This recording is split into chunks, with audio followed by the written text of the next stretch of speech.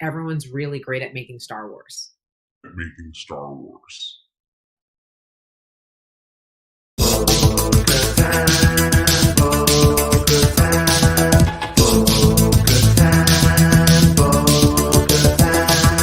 Droid's got my baby. I'm 50 years old. Roll up in my IG, sipping on Cristal.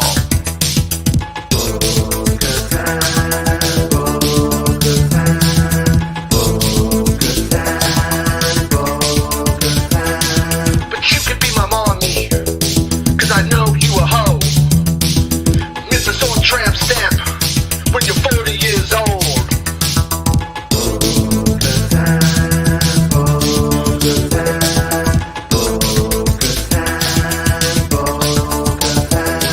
The mind of Mandalore, I got a hot tub.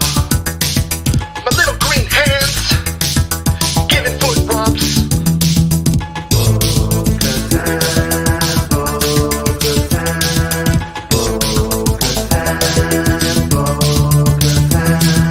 Tattoo, bitch.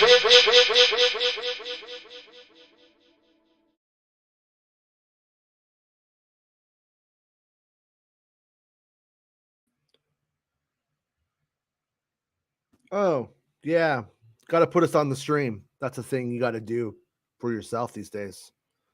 Won't do it for you, turns out. That's stupid. How's it going, Rob? Hey, so I had this theme song of yours stuck on my head Friday, right? But I kept adding the line with you saying on the Howard Stern show for some reason. I don't know. Why. I do not know why. All right. It somehow fit though. So now I just plugged that one in somewhere. Yeah. So we got a big little news story today. It's some clarification. I heard a bunch of like tidbits in the last couple months, I'd say, and I was able to take those tidbits and get them generally confirmed by two sources over the weekend, over the last week, anyways, and so putting it all together, it's like we kind of have somewhat of a picture of kind of how Mando relates to the Star Wars Ahsoka series and how the timeline kind of works. And I completely admit that the article is a bit convoluted because there's a lot going on. There's like a lot of moving pieces and trying to explain it. There's some ambiguity here and there, but there's also a little bit of gold in it. So there's some gold in them heels. So hopefully that's cool and nobody wants to kill me. Somebody's going to want to kill me anyway. I don't care. Okay, so the article on MakingStarWars.net, written by me, EIC, the plan to rescue Grand Admiral Thrawn in Star Wars Ahsoka. And by the way, you can follow the show on Spotify, and you could also watch the show on Spotify.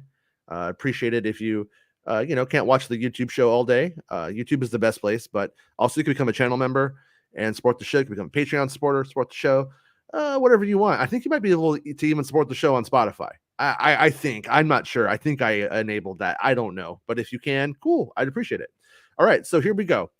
In a recent report, I outlined how I believe Star Wars Ahsoka was essentially cut into two parts.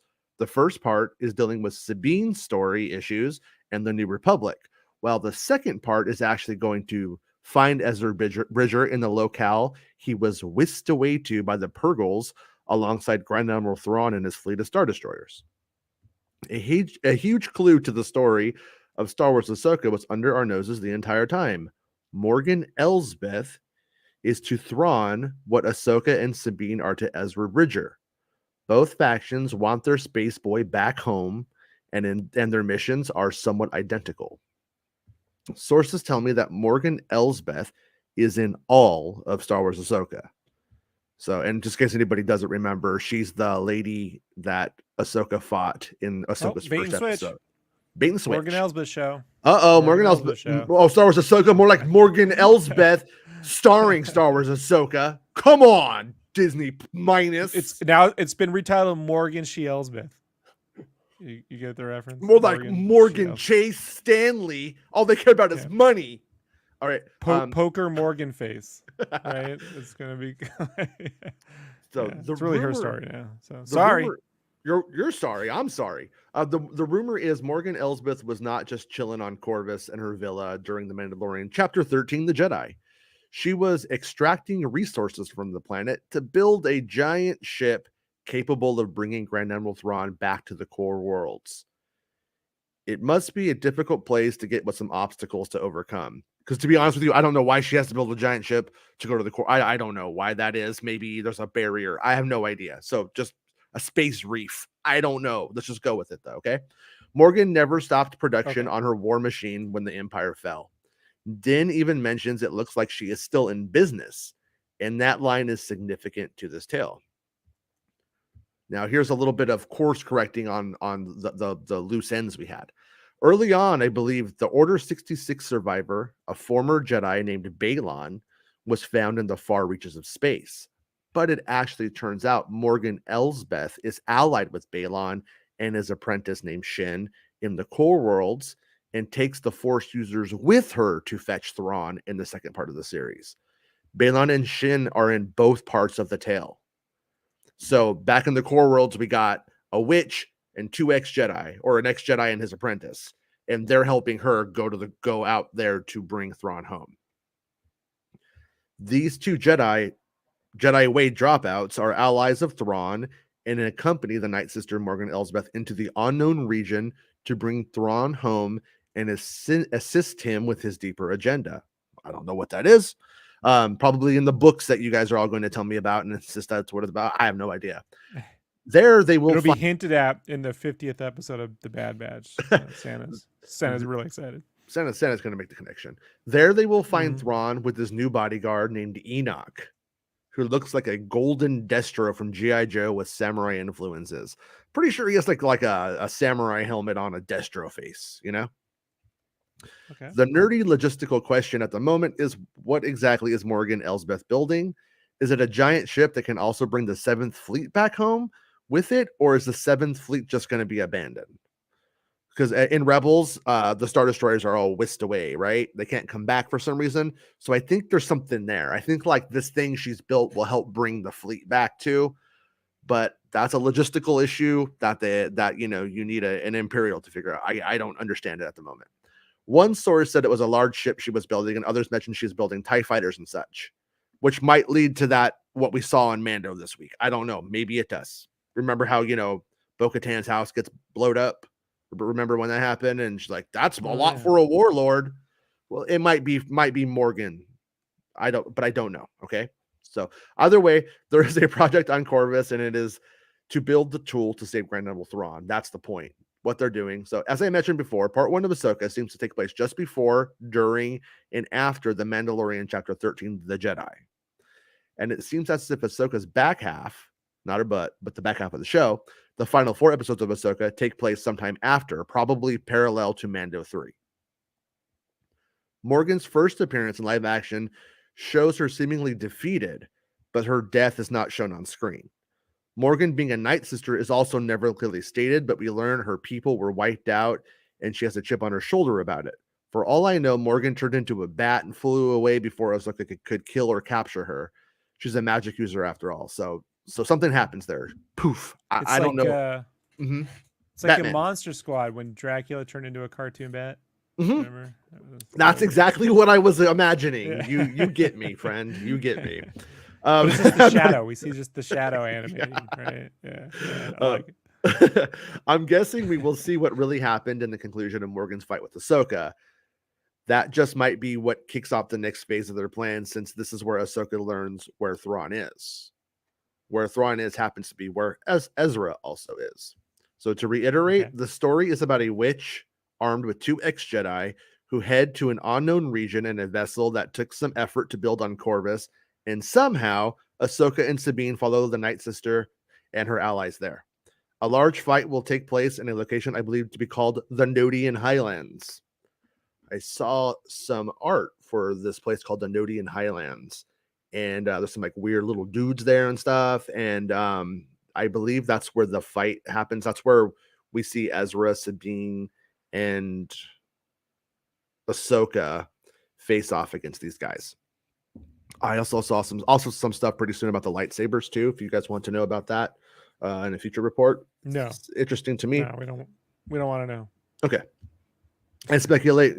Hey, Rob, I listened to you, man. So we won't do it. Good. You said Good. no. You don't get none of that. No one cares. We won't be doing it. Rob doesn't want it, so you guys don't get to know. Yeah. And this is a little bit of speculation here, but this is like, it was kind of inferred, but I don't know if I got my shit straight. Okay. So I speculate that during the first half of the series, Ahsoka will take information about Morgan to Mon Mothma and the New Republic, who will be unable to offer adequate assistance. I'm sure Mon Mothma will help in some way, but not in a way that offers actual troops. Of course, this is going to cost the future of the New Republic in ways that they cannot foresee. And then I say, hey, I want to hear about your theories. I want to hear about your opinions. You know, what's on your brain? And you can become a channel member and support the show and talk in the chats with us, because we like to hear what you have to say. And you can become a Patreon supporter. That would be cool too. So that was, and that is some more than others. You know, some. more than others. I'm not gonna pick on Jedi Mike, but some more than others. No, I'm kidding, Jedi Mike. I love Jedi Mike. He knows. That's why I picked him, because I know he knows I will. The internet. He's a whoa. Yeah. Mm-hmm. Oh, look! If I want to be full of ego, look at Tiny Rob. Did it work? Oh. Tiny Rob. They I'm a give me that power. They give me the power to make little Tiny Rob when he's not live. I'm a fricker. Exactly. This is what it's like for you to sit in a cave in a little shop with me, like while I rebuild a robot. Yeah, I wonder if that's going to happen this week. I'm kind of hoping it is. Like, I'm looking forward to it. I'm looking forward to seeing what happens there with that mech stuff. You know, so that's the thing I've been looking forward to the most this year. By the way, what if you don't get it? Yeah. What if they cut the mech stuff out just so you don't get that scoop? That's life, you know. If that happened, that's life. All the other stuff happened, so I assume that will. But what did Jedi Mike say? He said, "Ready for my predicted big Thrawn announcement at London Star Wars Celebration." I think so too, because Lars keeps saying he's not in it, but Lars is in it. Lars is the guy. Unless they fired Lars after making it, they which they didn't. He's definitely in it. If Metallica's taught me anything, they'll never fire Lars. They will never fire Lars. That's true. It's never gonna happen. Hi, Mike. Old Mike Y in the chat. Jedi Mike says Grogu and cocaine. You thinking Cocaine Grogu, the sequel to? Do you think Filoni sees Cocaine Bear? Comes out, it's like, I got this new idea for an episode. It's called Cocaine Grogu. But thank you, Jedi Mike. We was going to name him Admiral one. Know what I'm saying? Admiral one. Yeah, so that was on the table. It was a card. I put it on the wall. Is that if somebody gave Adawan some Adderall, we'd have a special edition of all 9 films right now. Oh no, we don't do that. We don't talk about fictional characters. No. Yeah. I gotta go back and watch Avatar. Bye. All right, bye. Yeah, is Avatar out now? Did it come out? Not in 3D. No, it's still in theaters though. It's still. But you could watch it in 2D at home now. Some service is gonna have it, not on Disney Plus, but some other service is gonna have it. Right. I don't care. I want the 3D version. That's how I always feel. Disney minus. Yeah. So anyways, that's if you guys have anything to add to that, whenever I get a story like this, what's always kind of like on my brain is like, what am I not considering here? What, I try to think about what you guys are probably gonna imagine or gonna see and that kind of stuff, and I never really know how it's gonna go. Hey, Star Wars Meg is here. Hi Meg, how's it going? But we also are going to talk about some of the articles from at the end of last week that we didn't get to on Friday. You want to hear something funny, Jason? Yeah. YouTube right now says that your show's still upcoming, but you are streaming live. That's So weird. it says I'm coming. That's why I'm like, why is the number so low? I think there's some weird StreamYard issue right now because Yeah. because like it says one person, but we got more than one person, like literally, Yeah. And but if you go on the main page, it shows your thumbnail. It says upcoming, but if you click on it, you're there. It is streaming, Yeah. So I don't know. I don't think I like set it for 11 p.m. I'm pretty sure I set it for 11 a.m. So No, yeah, because the timer was timing down before, and I was like, I have to go to the little Jedi's room, remember? And I ran. So, anyways, well, hopefully they could see it someday. Dale says, I leave it up to those people to do better at writing stories than me because my expectations are not going to be what's going to happen. Yeah, that's kind of like the weird balance with Star Wars is when you have millions of people with an expectation of a story, they almost in a weird way have to deliver on the expectation, but then they have to somehow manage to make the expectation fresher than what people are expecting it to be. And that's where the complications lie, That's where people get mad at Rian Johnson for doing exactly that. And then that's where people get mad at like Jon Favreau for literally bringing what they expected. So it's difficult. See, I look at it differently, Jason. I look at it differently. You're allowed. I just expect the characters to make meaningful choices and have meaningful consequences. You try to make a meaningful choice when your son's in a bird's mouth for like 24 hours while you're camping. And you committed to camping. If I was Catholic, I would admit that problem, and we have to go and admit things, right? Isn't it a confession, right? Yes. No, but Peter Chung did an interview, the director of Aeon Flux and the cartoon. He actually did all the storyboards for the Ninja Turtles cartoon, the original '80s, right? And he designed the April O'Neil outfit, the yellow jumpsuit, and the big Krang robot suit, and he did a lot of work on that. But he did an interview with Comics Kayfabe last week, and right towards the end of the interview, if you go to the last 5 minutes or so, he's talking about he has a story. He teaches at USC, right? For now, like an animation and story, because he also shoots live action and stuff. So he has some site up like Project City, something like that where he has a course you can download and follow along. But he was talking about they said, can you give an example of something like you teach? And he's like, well, he did give one, and it was he's like, how there's this belief, and I'm paraphrasing here, folks. I didn't plan this conversation, but he goes, there's this belief that if you put a character in peril, they have a gun to their head, that whatever they do, that's going to make them like sympathetic or a hero or something. And it's the total opposite. It doesn't work at all, because if you have a gun to your head, they're not making a meaningful choice. They're just reacting to what's happening. You don't bestow heroics upon that character, right? Yeah. You would do whatever they do. But if they decide, if they're being like this, if they're being accused of a murder, and then they die, then they they never got a chance to clear their name. It's the clearing the name, not the fact that they died, that mattered. Right? Like living or dying is not what's important. It's when characters make meaningful choices and have meaning. And I'm like, that's what I've been saying. Thanks, Peter Chung. So go watch him articulate it better than me, because obviously he teaches at USC and I don't. Yeah. But and that's just what I feel like I'm missing sometimes. Even I don't care if it's a realistic show, like realistic Star Wars like Andor, cartoon Star Wars like Mando. I don't care if it's MCU, right, or DC.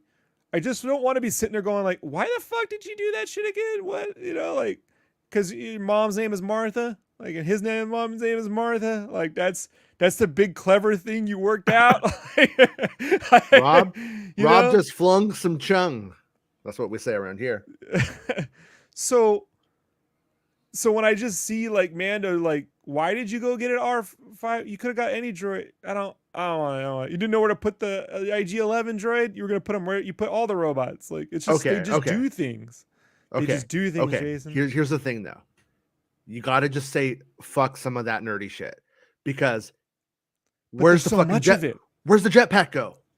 the jetpack doesn't fit either. Right. When it's working, I mean, it just goes on and on and on and on. You know. Correct. Well, it went when he had but here's where it falls apart. Here's where I can't ignore it. When he gets rid of the Razor Quest, I'm like, the jetpack would go in the storage unit, but now you're driving a one-seater Honda Civic 1981 Honda Civic across the galaxy. You can't store all that shit in there. I know, because that was my first car.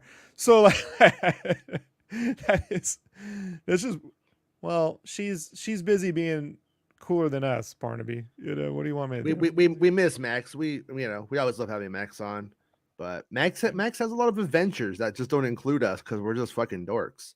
So when Max isn't doing cool shit, she'll be back hopefully soon. Hopefully this week. I hope. Yeah, no, I mean, like I said, you could always, you know, if they needed to do it, if they were going to do it, you know, battle droids go boop, boop, boop, boop, and transform into this little thing, you know, they would probably just do something weird like that. And they would, if they really had to do it, they would solve that logistical issue. And they don't, but at the end of the day, it's not the story about how we store IGs. So I really, like, to me, just kind of don't care. You know what I mean? Or how but his whole reasoning, that character's reasoning, his say, I don't want that droid because I don't know where to put it. You just be, I don't want that droid because that's a piece of shit. Like, I didn't come for it. I need the droid that my kid likes. My kid doesn't like your stupid droid. You know, like, this doesn't solve anything.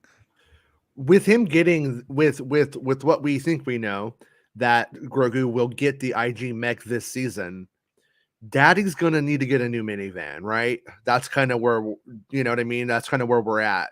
Grogu's playing soccer now, football if you live on the Europe planet called Europe. If the Naboo ship will dock into something so it will vaguely look like the Razor Crest. You know what I mean? Like, sort of best of two worlds. IG-11 flies the clunky version, you know, and then he can separate and take off and be the speeder version if he needs to. Like, I don't know. Yeah, I think thinking too far, and they'll just take fucking Bo-Katan ship, right? Like, in my opinion, like, we're moving we're moving towards like Mandalore coming back and like that kind of stuff. I think Mando having these, like, me and my space son go around in our hot rod stuff, I don't think we have too much more of that. Yeah, and join a cult. That's a good message to give out. Cults are good. Yeah, cults are good. Yeah, you're better in a cult. Like, I don't know what I'm supposed to be learning this season, Jason. I'm like, I don't know. Am I getting the right lessons that you should join a cult and dinosaurs are real? Like, that's what I learned. Yeah, it's an interesting world we live in. Yeah. Meg says it feels like season 2 doesn't matter at all, but we literally were just talking about a huge reason that it does today in the article. But I'm curious what else you mean there, Meg. But I mean, I think season 2 was introducing a lot of stuff that plays out later. I feel like classically, I don't know if this really pertains because of Jon Favreau's involvement, but I feel like season 2 of everything Dave Filoni has ever been a part of, or maybe it's just Lucasfilm and not Dave Filoni specifically, but it's like every single thing there is just kind of like, and then season 3 is where shit matters. It's where like the big story stuff comes in. And in every single show that's gotten to season 3, that's where shit really, the larger meta narrative takes shape. It's like once they hit season 3, that's where they realize, well, we gotta do the work. And then after that, like, it kind of becomes more involved. You could see it in Rebels, you could see it in the Clone Wars, you could see it, I think, now in Mando. Mando's doing, I think, some heavy lifting that people don't understand at the moment, but they will probably care if they stick it through. Yeah, idiots. Well, like, you know, no, well, like no, me. I mean, I'm a big dummy, right? No. I'm not saying you that you can't criticize like the logistical like side of some of this shit, like completely, like the fact, I mean, if you're gonna have the fucking like bird still the kid, you know, like I think, okay, that story, we'll just pick on the bird and the kid from Mando, the last episode of Mando. Clearly, like, if you think about it and you think about it for a second, what's happened is the mama bird has stolen the child, is holding it in its mouth. It's not chewing it up to feed to the kids. It's keeping it fresh until it's feeding time. And no, it was they in have its gullet because it yells, and the kid isn't in his mouth going, I'm in here, Yeah. get me out. Like it's in right, its belly. but no, it's like, it's being saved, and then the kid is going to get fed at feeding time. Like that's, but the story, the narrative, it doesn't lay it out. It assumes that you saw the same nature documentary that Jon Favreau was probably watching when he thought, hey, I'll do that, or whatever he got that from, and so at the end of the day, they're not exactly idiot proofing it. And the thing about Mando is all the idiots watch it. You have to idiot proof it, or you have to make it the easiest explanation for why something happened. And that's not what he's been doing. That's not what he's been doing. Right? So yeah, but like missed opportunities, right? Like imagine if for whatever reason Boba Fett was with them, and then he goes, "Hey kid, don't worry, first time, huh? Like swallowed by something."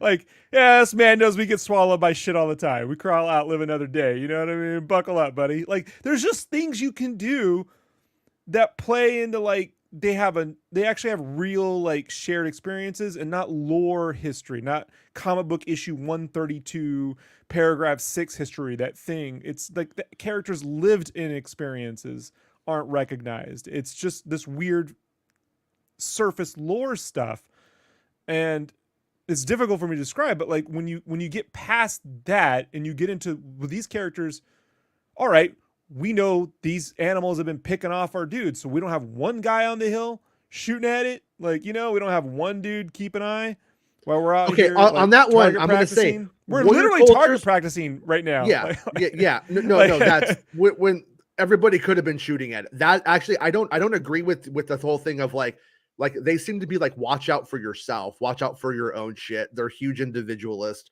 So putting a guy on, they're a cult filled with individualists. You figured that one out. It's a commune where everyone's in for themselves. Well, hey, we're fucking 3 seasons into this cult now, so it's kind of late to start getting mad about that. But yeah, and I mean, I do agree. Like nobody like fucking shot at the thing or whatever.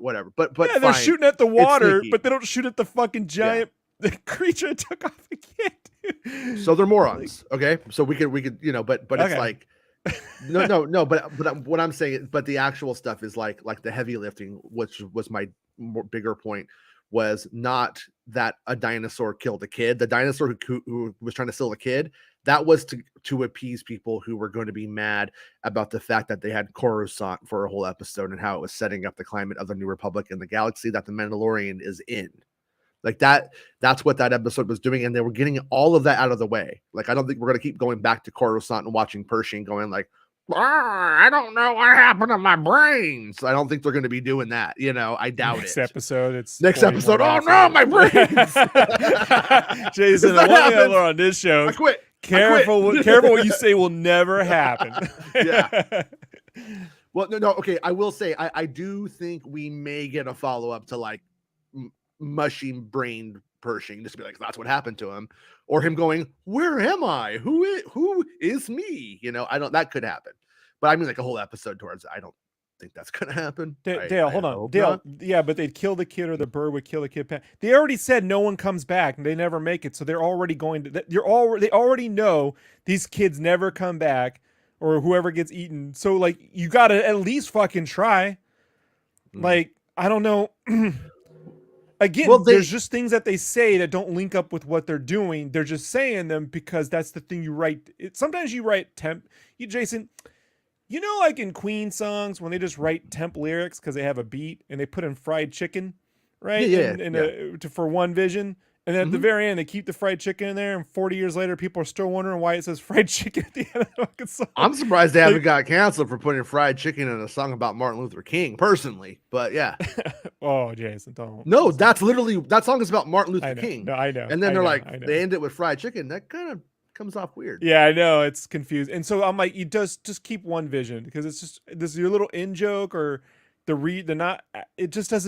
adds more questions, and I don't know, it's just like, why are you doing this? So there's just, again, well, I know why, because Queen wasn't a political band. That's why. And they were like, the Sun City band. Yeah. I know. Well, they fucked, that was, obviously they fucked that up, but yeah. Yeah, they fucked that one. The guys that made Hammer to Fall weren't interested in politics, but yeah, sure. That's maybe or Radio Gaga. Well, Nothing yeah, to that's do not. with No, that politics. was more about like the times, though. You know, videos There's dying, literally radios dying, political shit in videos that taking over. song. Yeah. But yeah, but So Mhm. I'm just saying that when you appease, when your point is to move grander stories and you ignore the human experience, Mhm. it builds up. It builds up. It builds up. And so like I'm not interested in whether the kid lives or dies. I want to know like what are they going to how are they going to get together? But they don't really do anything. I could see where they're trying to go. Oh, they're going to have a shared community and she's going to be able to save and they're all going to get along. But you're stretching the levels of improbability where you're like a fucking day later.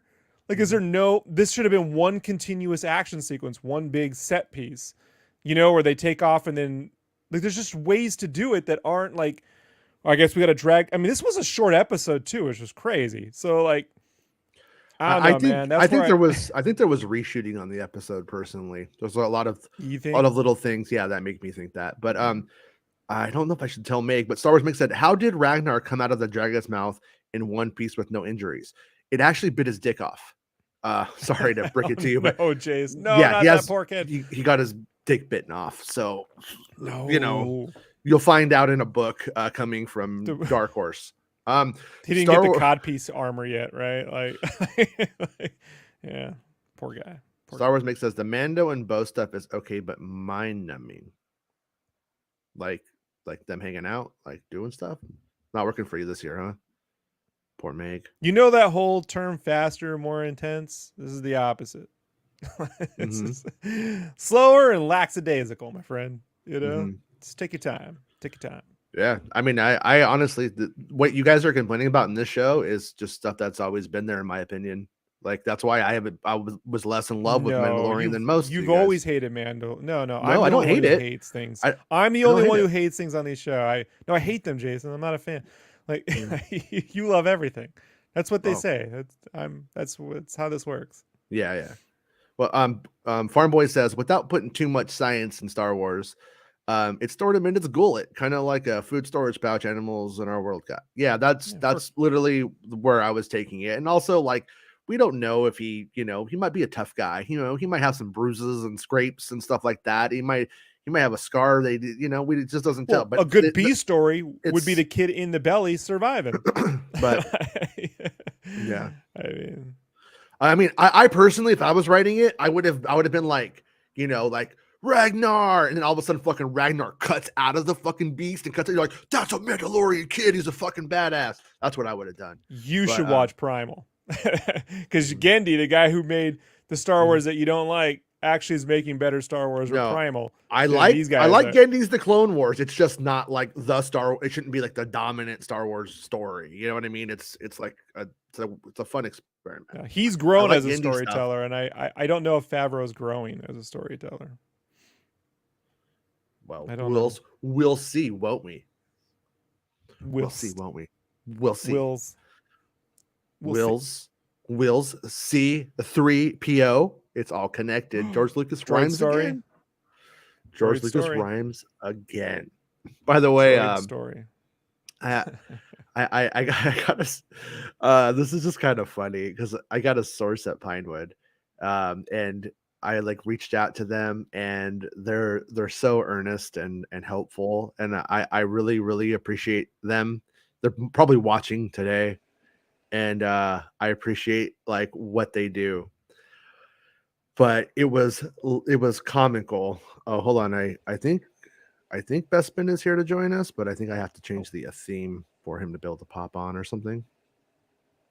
Let me see what happens. There you are. Okay, now I got to put it back to the other theme so my face ain't all weird. There we go. Can you hear us, Mr. Bestino? I can, yeah. You sent me the link earlier, and I was a bit busy, so now I'm free. I don't know what we're talking about, but here I am. So I'm sharing this like personal, stupid, funny story. How without saying what you're working on, you were working on something, and I was trying to help you, right? So I reached out, and this source has literally brought me almost verbatim the things that have come out in the last couple of days. Now, this isn't a source who necessarily follows the internet or whatever, but I feel a bit more confident in the sense that what we heard from the hot mic, for instance, that the general gist of that stuff is on. I'm just not trying to add myself or insert myself into that story. I was like literally trying to help you get something that you're working on more fleshed out. And then the things that they're bringing back to me is like, yeah, so it's like Stephen Knight and stuff like that. You know what I mean? Is that's the guy. And it's this is the time for Bespin to announce his new show, The Hot Bespin, where he's gonna tell the Hot Bespin, where he's gonna tell you all this stuff, right? Right, Bespin? Is this true, Bespin, or is it just making some shit up? Come on, I mean, it can be true if you want it to be true. You know, I heard if Rob wants to manifest it, he can manifest it. Oh, yeah, I like that. Yeah, I'm pretty sure a hot Bespin is when Bespin does an upper decker in your house and says, spoiler, look on top of your toilet and leaves. That feels accurate. No. A hot Bespin. So, okay, let's go over to BespinBulletin.com and let's look at some of the stuff that came out on Friday. And Bespin, I don't know if you read the article I put out today, but if you got anything that you want to add at any point, feel free to just fucking take it there. I don't care.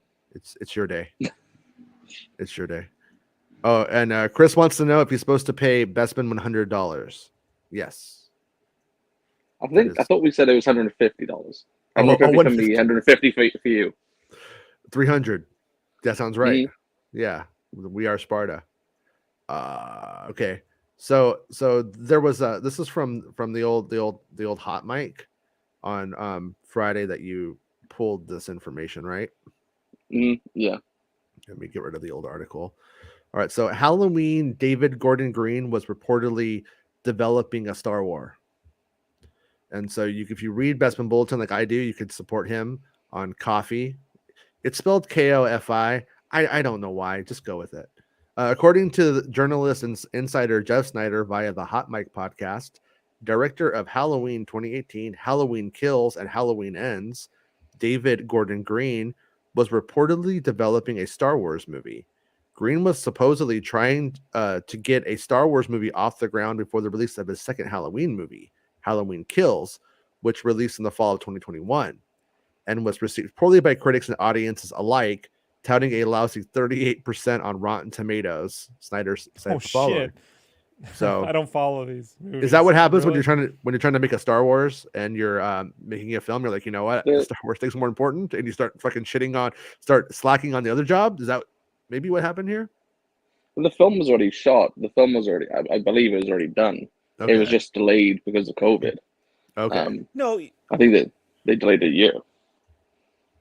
Also, not for nothing, man. Halloween ain't no fucking Jason. It's Thank you. It's the one that started everything, and it's got a great name.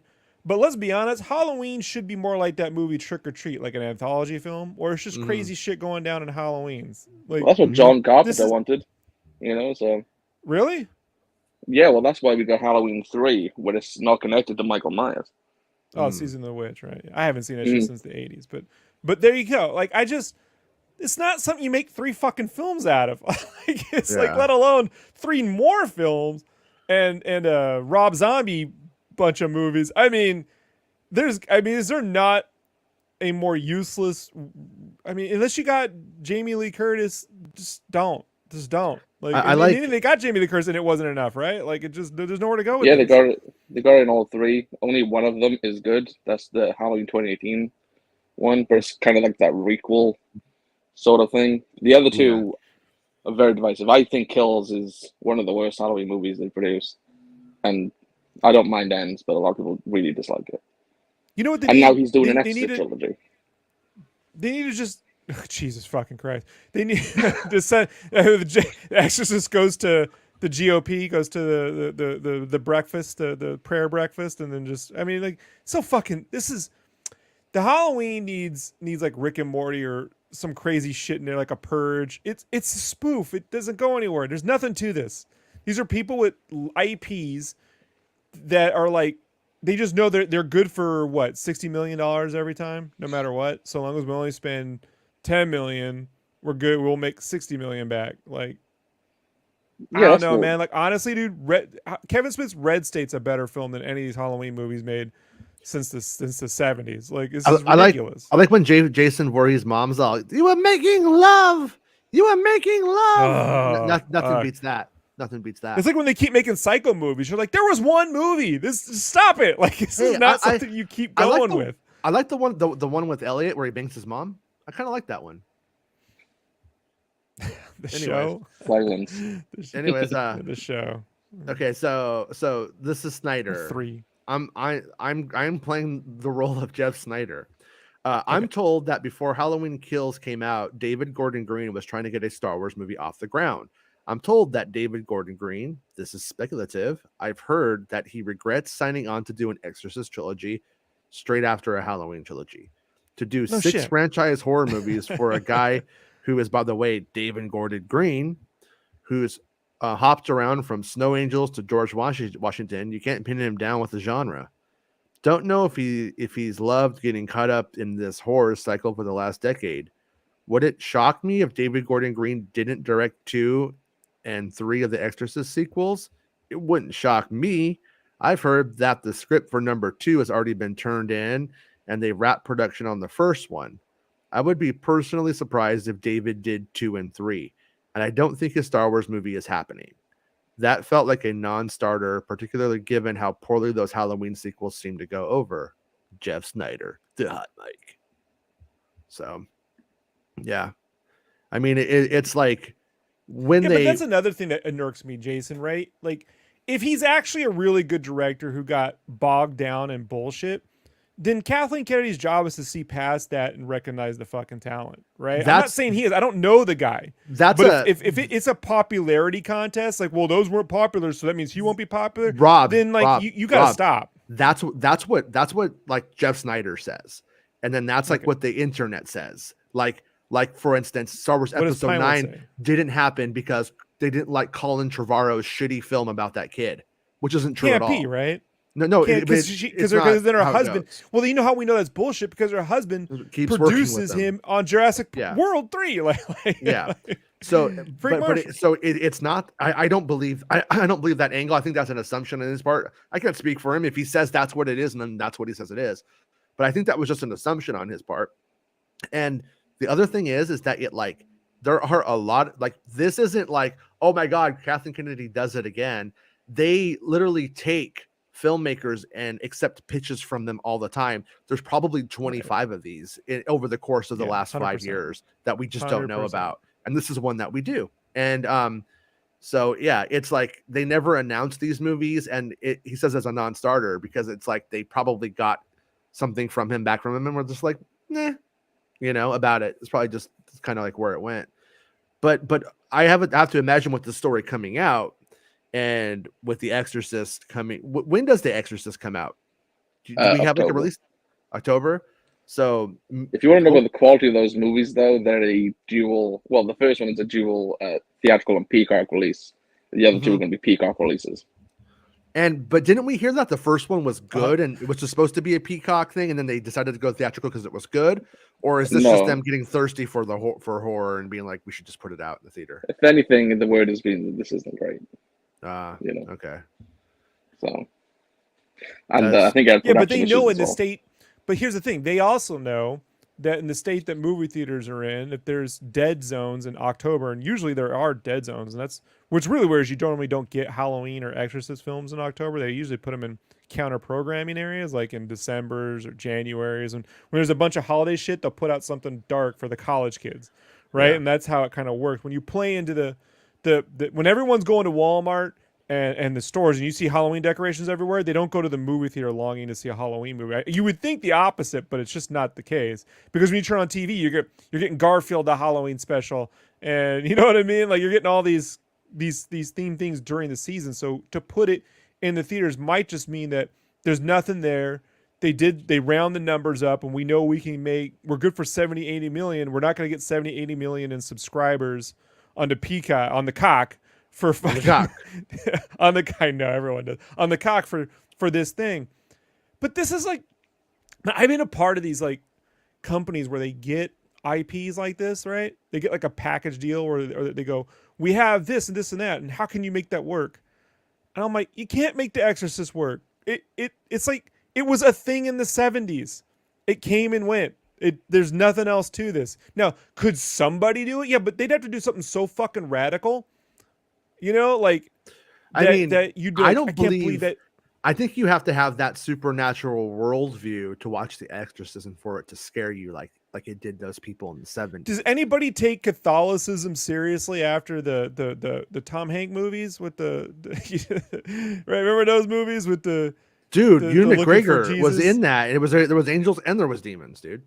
Ridiculous. This is ridiculous. It's stupid. Like it's just like Universal has real monsters they could do something with that could, go beyond that, but they're fucking making Halloween and Exorcist. God damn, it's so fucking. This poor dumbass got thrown a shitload of money and took the deal. Critters, Critters can't get a solid sequel. What the fuck? Critters can't get a solid sequel. What the Rest fuck? in peace, the actress from Critters 2, man. She died in the 90s. Really bummed me out. But Critters 2, yeah. Critters 2 or Killer Clowns from Outer Space. That's how you fucking you could, I'm telling you could do more money with the Killer Clowns from Outer Space than these Exorcist sequels. Straight up, dude. Because at least it can be stupid fun. I believe in Critters, and I believe Leonardo should come back and finish what he started. Could you imagine every Killer Clowns on Outer Space sequel has a different director, like Eli Roth, and then we got Werner Herzog, whatever his name is, like Werner Herzog, Werner Herzog, yeah, Herzog, whatever. We have Werner Herzog, and then we got Woody Allen, and then we got. You'd want to see every time I announce a different director, you're like, I want to. Hey, look. I don't like him, but I'd go see that Killer Clowns. He's at the Oscars anyways. It's our best chance to get Killer Clowns at the Oscars. But if you just name every fucking crazy director, like if you like Cara Dune directs a Killer Clowns from Outer Space, you'd go, what would that look like? The Exorcist doesn't inspire anything but you trying to recreate the same tone of one film from the 70s that, let's be honest, was a time and place. You would have to really be. I don't mean like as in it would be pornographic, but I think to actually take The Exorcist to where it needs to go, it would probably become rated X. They would probably have to. Yeah, it'd have to be something. She'd have to be fucking diarrheaing in the room and shit. Like you have to see it. On Bespin. Not on Bespin. Hot Bespin. And then Hot Bespin. And on the Hot Bespin. Yeah. Actually, find out more about the Sexorcist on the Hot Bespin, right? Like one of the first movies I ever rented was Repossessed, which was Leslie Nielsen Exorcist spoof. Remember that? Repossessed? No. It was good. It's probably not good, but I like it. Here's how they really need clever like guerrilla marketing for something like The Exorcist. Like you can get the movie, but you have to sign up to our VHS club and we will only mail them to you on tape through the mail. And it's $60 a month. Like you can release the films, but only when you get like a loot box. It's like loot box sequels. Like you know what I mean? Like they would just copy and put them online. They just put them online in 2 seconds, though. I like the idea, though. That would be fun. You could get away with that at least once, right? Like you could. Yeah. Right. Yeah. One time. Right. One time. So this is also from BestmanBulletin.com. 3 Star Wars movies to be announced at Star Wars Celebration 2023. So you can get Bestman a coffee if you want to. I suggest you do, you assholes. According to reputable journalist and insider and co-host of the Hot Mike podcast, Jeff Snyder, the Ian Snyder, Lucasfilm planned on announcing 3 Star Wars movies at this year's Star Wars Celebration, which takes place in London and kicks Adam off. Sandler. Yeah, Celebration. April 7th. Joe Snyder did it. Cajun Man, remember Cajun Man? I loved Cajun Man. Joe Snyder didn't provide any details as to what those movies should set to be announced will be, but I wager we already know of all 3. I'm on the same page as you. First up, we have the movie being directed by Sharmeen Obaid-Chinoy, which is now being written by Peaky Blinders creator Stephen Knight, the Knight Rider, following the departure of the film's original writers Damon Lindelof and Justin Britt Gibson. The film is expected to release on December 19th, 2025, with the film being formally announced at Celebration, along with a title and a brief synopsis. The film reportedly takes place sometime after Star Wars: The Rise of Skywalker and will not be tied to the Skywalker saga. So, there you go. In addition to an untitled Star Wars film releasing in December 2025, There's another Star Wars film set to release in December 2027. Currently, there are 2 other Star Wars movies in development outside of the Night Obey Chinoy project. In 2020, Thor: Love and Thunder, director Taika Waititi, old Taika, 2 chicks at the one time, Waititi, was announced to be writing and directing a Star Wars movie. For 4 years from now, Jason. Can't wait. With Just the right flick. around the corner. Hey, these I- things if, take I- 5 if I start years. high school in September, I'll graduate by the time this film comes out. Like, Hey, you want Star Wars done now? You want it done right? I say right. With the flick initially planned to release in December 2025, the date now reserved for the aforementioned Night Obeyed Chinoy film, it's possible that Waititi's Star Wars film takes the 2027 release date, as by that point the film would have been in development for 7 years. Jesus Christ. Yep. Oh, They call that the 7-year itch. When you were 7 years old, you're like, hey, when you're 14, we're gonna kind of get started on something. Like, okay. Do you think like the Star Wars alumni directors are going to call him the 7-year bitch, like as a joke? Because they are now. 7-year bitch. Oh, you're talking. They're going to call now. you the 7-year bitch. Hey, whatever, Gareth Edwards. At least I got to finish my fucking movie. Anyways, lastly, we have a film being developed by Free Guy's director Sean Levy. It was reported by various trades last year that Levy was getting to work on his own Star Wars film, with the director later 30-30? confirming the reports on Twitter and in various interviews. Levy reportedly won't start work on the Star Wars project until his next film, Deadpool 3, has been released in theaters, with the film currently set for a November 2024 release. Given that Levy won't start work on his Star Wars film until 2024 toward 2025, it's unlikely his project won't be the 2027 release. Well, Rob, they're only going to do one movie every 2 years, so this isn't bad. This is exactly how it's supposed to be. All with Rob. new characters, all Rob. completely. Do you want? We're going to end up in a solo situation again if we have 2 films in a year. So this is every other year. Hey, you like your Avatar? You like your Avatar? Because you get your Avatar. Yeah, I'm glad. Yeah, on the we'll odd be years. Avatar will be complete by the time the shit's done. You get your Avatar on the Yeah, even years. it will. You get your Star Wars on the odd years, buddy. All Yeah, right? but at least with Avatar, we know that's going to actually happen and come out. Like, I just like that the James lesson. Cameron will see that through.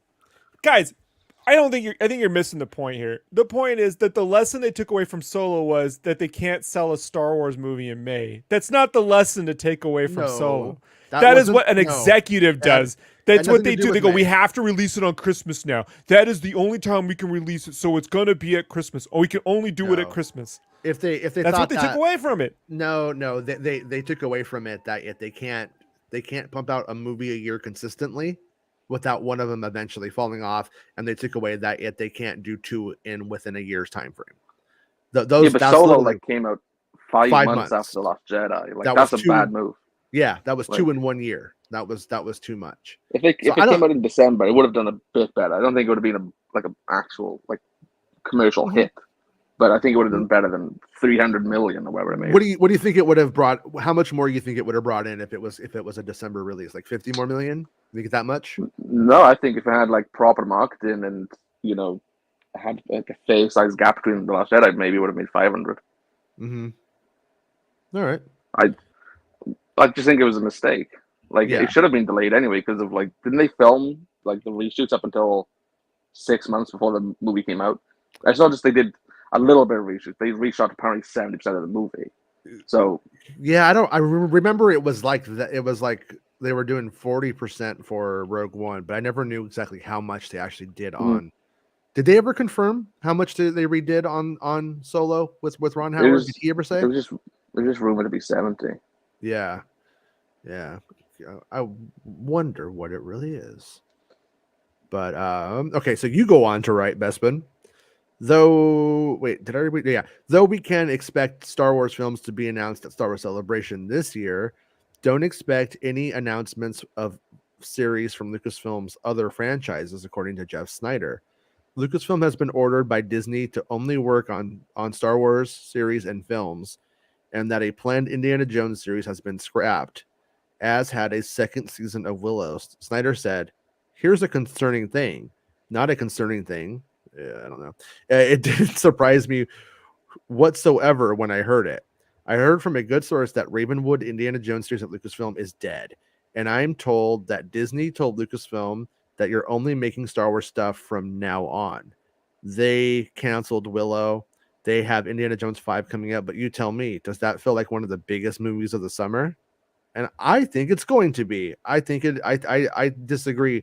He goes on to talk about how he thinks Mission Impossible is going to be like, and I think Mission Impossible and Indiana Jones are going to roughly do the same. I'm not saying, right, but he's talking about buzz and look, you know me, I'm a Mission Impossible guy. It's the movie I'm looking forward to the most this year.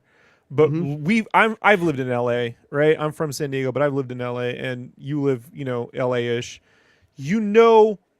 These people only get excited about they get excited about what's new and hot and zany. What Scientology's telling them to like. That's what they like, Rob. Mandalorians. We love cults. So cults work. Star Wars loves cults. Right? So none of them will ever admit that Crystal Skull, although I don't like the fucking movie, folks, all right?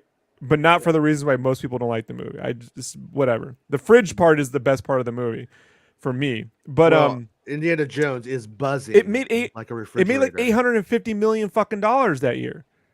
Yeah, you know what I mean? In 2008. Yeah. In 2008. That's a billion. In 2008. That's $1 billion today. That's like $1 billion today. It's $1.3 billion really when you think about it. But that's still more than Black Panther 2 made.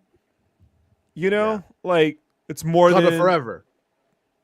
Yeah, Doctor Strange made more, but it made more than fucking Thor. It made more than the Batman. You love the Batman. That's more than the Batman. Yeah. So, the thing with Indiana Jones is there's a bunch of people who like it that ain't on the internet letting you know about it. That's what I take away from it. Know. I don't know if they're going to do it, but me and Bespin, we have been saying for a year now that they need to do the short round show. Do the fucking short round series. Movie. Don't do this other thing. Show. Okay, but let's just say right now we're in tough times, Rob. So this whole thing, I think the Willow fucking did Lucasfilm no favors. Willow screwed the pooch, right? But at the same time, I don't think that Willow is specifically, as much as I don't like the show, I don't think it's as responsible for these measures as much as the current climate of Disney Plus and the economy and Hollywood is at the moment. At the moment, there's not a time to be taking risk and seeing what happens if we make Tucker and his Dream the fucking series, and let's do a Howard the Duck fucking Fox reboot. News. No, it's not. It's Tucker. not that time. Oh, so it's no. This Tucker was actually kind of more interesting. But I think that once again, it's kind of if somebody tells you in Hollywood what's up, they're like, oh my god, it's because it's fucking scandalous. But I don't. But I don't really think it's that. I don't think it's that scandalous, and I also think that. But I'm hoping that they've seen the short round stuff kick off, and they're like, oh, Ravenwood isn't the way. We should go with the short round. That's my hope. That's my hope. Yeah, a Disney Plus Indiana Jones series scares me, given what they do. I don't know. I'm just not. I don't know. It's going to take a level of writing and interest that I just don't see them putting it forward. And I get Disney saying no because they have a Indiana Jones ride with a non-Harrison Ford Indiana Jones in there. It's the strangest thing ever. But they really got to replace that. But they have a Star Wars land. They have a whole Star Wars land. So which one do you think is filling the coffers? Yeah, in their opinion. I don't agree with it, but I believe they're currently renovating the Indiana Jones ride, and they have the Indiana Jones 5th film coming out. That is one of their biggest movies of the summer that they're pushing. This idea that they just made Indiana Jones and got bored and walked away, and Mangold just kind of did a job and nobody cares. I don't buy it. I don't think that's what they think. I don't think that's what they're going for. I think, I don't buy that at all. That does not compute. I don't think that's how. I want the Stanley Kubrick short round film where he's older but has to go to Vietnam during the Tet offensive and get like an artifact during like Full Metal Jacket, and we could cross over with Joker. And, yeah, yeah. That's what that's there you go. That's what I want. Quote me. Right. No, I think I do think Indiana Jones has some marketing to do though, but I also think that Indiana Jones is so like everything that we've seen. It's like, oh yeah, and it's coming out in 9 months, and everybody's like, oh cool, because I don't care about. I mean, I want to see the shit now, but it's just like you can't just get up and get excited and go see it. And so I'm hoping that when we get closer, that's where the real push for the movie is. And I hope the movie's good. But right now, there's no buzz for the movie because we don't fucking understand it, because they're holding back every fucking morsel about what makes the movie interesting. Yeah, so but I don't know what Lucasfilm the dial is. What's the dial? Like, they're treating it like Star Wars. They're treating it like Star Wars again, which is you don't need to do with Indiana Jones. Doesn't market the films best, but Disney marketing markets. Well, the films. okay, but whoever's treating it like Star Disney. Wars is doing it like wrong. Yeah. That's one of the things is that like the same people who market Marvel marketed all the Star Wars stuff. It's the same people at Disney who do it all. So it's like Lucasfilm has a say in it. They are a part of it. They are a part of the plan. But yeah, they're fucking doing it completely wrong. It needs to be marketed how they would market any adventure film, Mission Impossible down to the fucking Mummy or National Treasure in 20. Look how Paramount is marketing Mission Impossible. Here's Tom Cruise talking to you on the side of an airplane while Macquarie is flying, and then he just jumps off and you go with him. Like, that's not, or here's him doing a stunt bike effect. I watched it for like 7 minutes in the theater the last time I went to the theaters, and people are like, what the fuck? I mean, no one's saying that about another film. And so like this old school way of like, we're going to withhold and tell you once in a generation something special is coming is played out. It's played out. It's old done. Way of mark. It's not, done. It's old people shit, man. That's done. Oh, and it's done. What the fuck? Oh yeah. Last night, like YouTube started playing a Power Rangers trailer for me. And at the end of the Power Rangers trailer, it did sad dun dun dun dun dun dun. And I'm like, no more sad piano either. Yeah, get fucking sad piano, fucking out of here. That shit is played out. When the Power Rangers has done it, it's done. Okay, no more. Give me a break. Something fried chicken. Right? Freddy's ghost is like. Yeah. Go get some fried chicken. No, Freddie. No. I do agree with Jason though when it comes to like the Disney Plus like content shift. I think that's obviously the reason this Ravenwood Indiana Jones series isn't happening. Mm-hmm. And it was in the statement from Kasdan, right? There was only the week before the announcement that Willow wasn't getting renewed for second season that they let the cast go. So probably for those 3 months after the series wrapped, they were like in negotiations hoping it would happen. And I think if Disney wasn't burning through money and Bob Iger was trying to cut like costs every which way, like he's layering off, like there's 3 rounds of layoffs coming up, right, in the run up to the summer. Yeah, like that he's doing. They're trying to fight like cut back in every way possible. He said in his interviews like openly that they were going to lean into Star Wars content, Marvel content specifically. They're like guaranteed like things that pull people onto Disney Plus, and that could again step into what we think the release schedule is this year for Disney Plus, which I think is stupid, but because they got in May, apparently they're not releasing any Star Wars and Marvel content, like live action, which is like, well, why do you want to pay them $10 a month or whatever you pay over there, like for that 1 month? Yeah, Cricket. You oh wait, no, I can't do that anymore. Sorry. You can't do that. No, can't do that. But so yeah, she got apparently Secret Invasion in June. I said fucking months ago that Loki is looking at late summer, which Owen Wilson has now said that is the case. So August. Rosario Dawson saying Ahsoka's in the fall, so maybe September. Maybe. And then there's a maybe if Echo gets out this year, and then there's Skeleton Crew. But again, at this point, you've gone November, December, January, February without any live action Marvel or Star Wars content. Yeah. Here's the thing. I know what you're saying. I get that you're saying that you don't have all this stuff and you need more stuff, but more content isn't getting more people on these channels. And let me give you an example. Apple Plus, Apple TV, right, does not have new content every month. But when they have something, everyone's talking about it. Have you seen Shrinking? Have you seen Ted Lasso? Have you seen this? Have you seen? Have you, Rob? Have you? Huh? I have. I have. Huh? Watch Shrinking? No, I'm not watching that right now. I'm watching Trigun Stampede, Jason. All right, the better fucking animated series. No. So, yes. I watched Attack on Titan. I like Attack on Titan's pretty good. Have you seen it? Yeah, it's got giant naked people. It starts great, it goes crazy, and then they here's the thing, Jason. They ditched the theme songs like by the second season, and I don't know why you would ever stop using Hiroyuki Sawano's fucking. He's one of the best composers of our generation. Go watch Kill La Kill if you want to hear his music in full I know effect. why. I know why they did it. They said it. That theme song's so good they don't use it. Are you fucking kidding me? I'm gonna get mad about this. Like I have no idea. I'm not there yet. I'm on season 1 maybe. It genuinely angers me when that's one of the coolest theme songs ever. They just stop using it for God knows what fucking reason.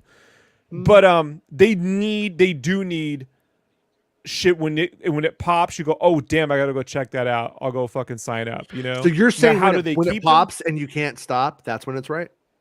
Yeah, like a lock. It pops and it locks, right? Like you lock you in. It pops. Gotta have lock, my pops, right? Sorry. Yeah, gotta have my pops, right? That was the 90s. We're just doing this, old people humor. So like, but what I'm saying, Bestman, is they just did a whole year where every other month you have a new Marvel show or a Star Wars thing, and that didn't help. You see what I'm saying?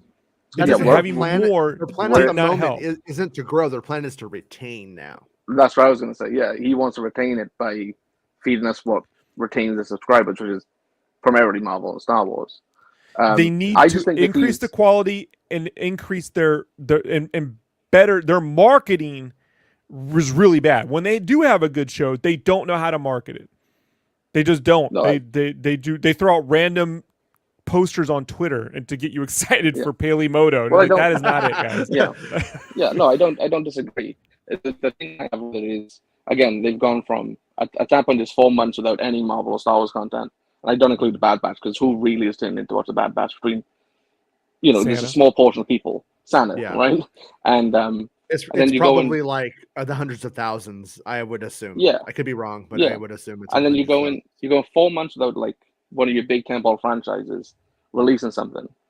So, and again, right at the end of the year, you're shoving in 5 series. I think it's the wrong way to go about it. Yeah. Personally. And then, like Rob mentioned about Apple. Apple, like, they put out like a lot of stuff. They're not like big name stuff. Like Ted Lasso, when that hit, that catches on, it's really big. Severance, Shrinking, wherever. But like, they're trying to grow, and the way they obviously the stream is like 5 or 6 months if you get an Apple product. It's not what they win. Disney, they can't do that anymore because they've established that streaming service 3 years ago and have tried to grow. And like they probably hit close to the amount of people that are ever going to get.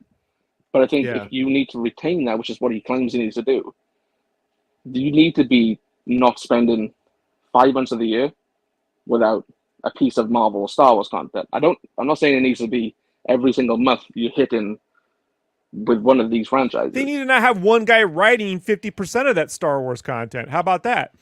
Like, how about that? That's fair. Yeah, but that's just one. That's only one show. It's your number one show. It's being written by like one fucking guy, dude. It's and no one's that talented enough to pull that off. But his show maybe became Aaron the number Sorkin, one show. but Aaron Sorkin couldn't fucking but it got a strong front, it got a strong push, but you can that can flip. Nothing's guaranteed forever. Well, and so going with the quality is the better way than the quantity. How do you increase the quality? You bring on more creatives, but they're not really good at bringing on creatives. Andor proves that's not true. That is a failure of marketing. The product is good. The marketing was great. Shit. It has a bad name and it had bad fucking marketing. There is no way to sell Andor to these people. There is. No, there's always a way to sell. Disney No, I've been a part of this. I've been a part of projects that were good projects that were rated well, marketed horribly. I've seen how that happens.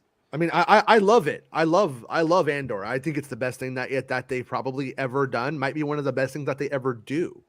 But I also don't really know how you actually sell that to Disney adults. Dun dun dun dun dun dun. Sad right, piano? really slow. You just do it really slow. Tap Sad. piano. Yeah. No, I mean, I wish that was the world that we live in, but we have fucking people that, only want to watch superheroes all day going like, what is this? I don't understand it. Or, and then just like fucking, okay, so they called it Andor and the marketing was bad, but the product is there and half of these people don't fucking understand it. So yeah, but those people on YouTube stupid. don't dictate when something makes money. Otherwise, yeah. Avatar would have made fucking $1. So like that, they don't actually translate to dollars. Mm-hmm. I'm looking at it from my perspective, which is all right. If it was a shit fucking product, you can still market a shit product really well. Think about that. Remember that movie 42 had one of the greatest trailers. Everyone thought it was gonna be really funny. Then they went and saw it. One of the worst fucking films ever made. Mm-hmm. Smart marketing. Their Disney marketing fucking sucks. It just sucks. It sucks across the board. It's and not just for Star Wars or Marvel. Like, look at that trailer for that Peter Pan ship from the guy who made the Green Knight. You know what I mean? He made it's just dark, bland bullshit. Not going to drive one person to go see. Now, if the show's great, you could pick up viewers. Matter of fact, a really good example of this was House of Dragon. Nobody expected that show to be good. Nobody cared. They remember Game of Thrones is done. They killed it with season 8, never coming back. But it was a quality show that picked up steam. Everyone was talking about it, and it put them back. They were the top fucking views of that year, like that and Stranger Things. So like, and it did good business for them. But they need to put in the quality, and if it means deleting, I don't mind when they delete a fucking. They deleted a whole nother show to get that House of Dragon done. Yeah. Like, it's not always easy to make shit, so I get it. But they gotta fucking stop marketing. They're making shit. How do I say this? They're putting the parental filter on these shows like they're for 9-year-olds, but trying to like also when their audience is like 30, 40-year-olds. Like they're just not. They also do scrambling stupid shit like name every single thing after a character. So then people go, well, I'm not interested in that character, therefore I'm not interested in the show. And it's like, it's not about the character, it's about the premise of the show. It's about what happens to that character in that show. And they continue to do that. Naming your shows after characters when you have a bunch of other is a bad idea. Kenobi, Andor, done. Horrible fucking name for a show. The Book of Boba Fett. Stupid fucking name. You don't even know what that means. It's fucking. I still don't know. I don't know. I'm gonna find out someday through a scoop. Should have just named the show With Respect. That would have made more sense when you see the show. Boba's name. Boba's Big Respect. Back to the future, right? May as well. But Sarlacc, am I right? So if I want to retain subscribers, right? Yeah. Do you think going 4 months without one of your tentpole franchises is a way to retain but here's subscribers? The thing: if the show that you wait for, right? People forget they're buying into shit, so you want to get them into like 3 to 4 month packages more than monthly things. Right. But like, if the next show you come out with is Secret Invasion, and that Secret Invasion show is as good as I hear, and it's the Winter Soldier thing, the thing you're wanting from Marvel, you're not getting, then you're going to actually gain subscribers or retain subscribers. If the next show you come out with is a Disney Channel XD version of Daredevil, that is not going to be worth waiting 4 months for. No, and look, you can't say people don't want to wait 4 months for Star Wars content while we're talking about movies that we have to wait till 2029 to come out with. I'm supposed to get excited about. Like, this is ridiculous. Like, 4 months is nothing compared to 7 years. No, it's not. Okay. But I need to tackle this because you keep making the fact that they're planning for 2029 isn't a bad thing, Rob. That's a good thing. It's a good thing that they have a movie that's going to come out 2025, 2027, and 2029. But none of them are connected. It's not one big long storyline. It's all new shit from different people with totally radical different tones. Who says? Nobody has said the Taika movie's connected to the Lindelof project. I believe it is connected to the era.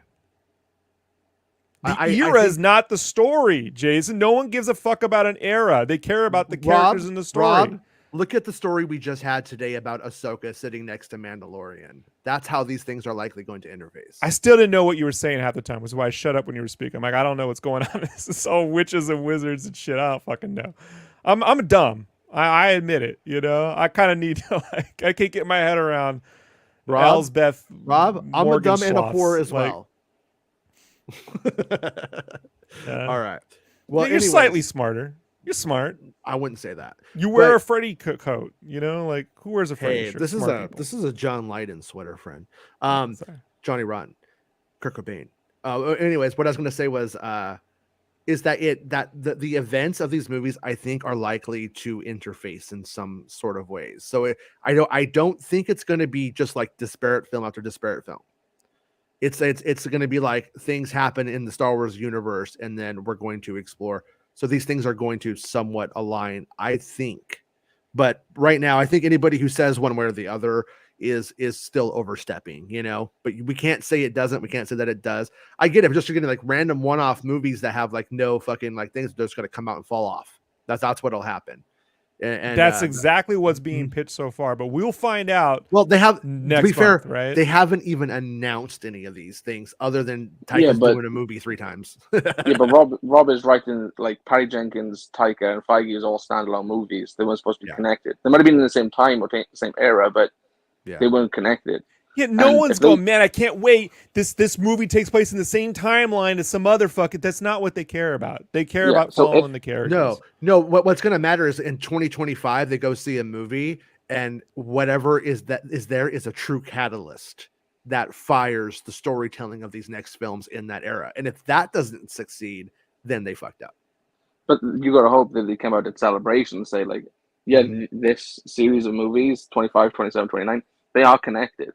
Yeah. You don't have to tell us exactly how, but that instills confidence in those 3 movies. Well, because if they said the Lindelof movie, when it was a Lindelof's movie, if successful, it would be written as a standalone movie, but if successful, it would get a series of sequels. In 2031, right? And at that point, Sean Levy was already writing a Star Wars project or working on something. Yeah. And like, because he said he was helping develop it, right? Because we just thought he maybe was just on as a director. So what if like the 2027 movie isn't tied to the characters of the 2025 one? It might be the same era, it might be the same galaxy, but what if it's not the same characters? And again, I agree with Rob. It's the characters you want to follow and fall in love with, and they're what's going to sell you toys like long term and merchandise and make you want to invest in that saga. You know, so I hope that they come out and say all of these are connected. Maybe that's why Taika's movie has now taken longer than probably initially planned. It's because he's had to rejig it and fit in with what Lindelof and whatnot was like trying to create initially. But yeah, that's when I look at the creatives involved in so far in the 2025 film. Like I said, I mean, you got Lindelof, who has done Lost is a great ensemble cast. You have a bunch of characters who are introduced, and I think this stuff is gonna spin off. I think that's what this first film and why the series stuff has been so rumored or dropped that it's going to spawn like a new series. I think it's going to spawn a new series of films, and that those characters are likely going to have connective tissue. But yeah, if they don't, then they are just fucking doing dumb shit again, fucking up, and that's possible. I completely would not put it past them. I wouldn't put anything past them. But we also we can't assume the worst and then hang the worst on them and go they're fucking up, because we don't know if they are. And but it's not. I don't think we're assuming the worst. But like going back to the Rogue Squadron, Feige's film, and Taika's film, they were all pitched as standalone movies. Yeah. Like so, at some point, their plan was just 3 standalone films, like 3 single stories.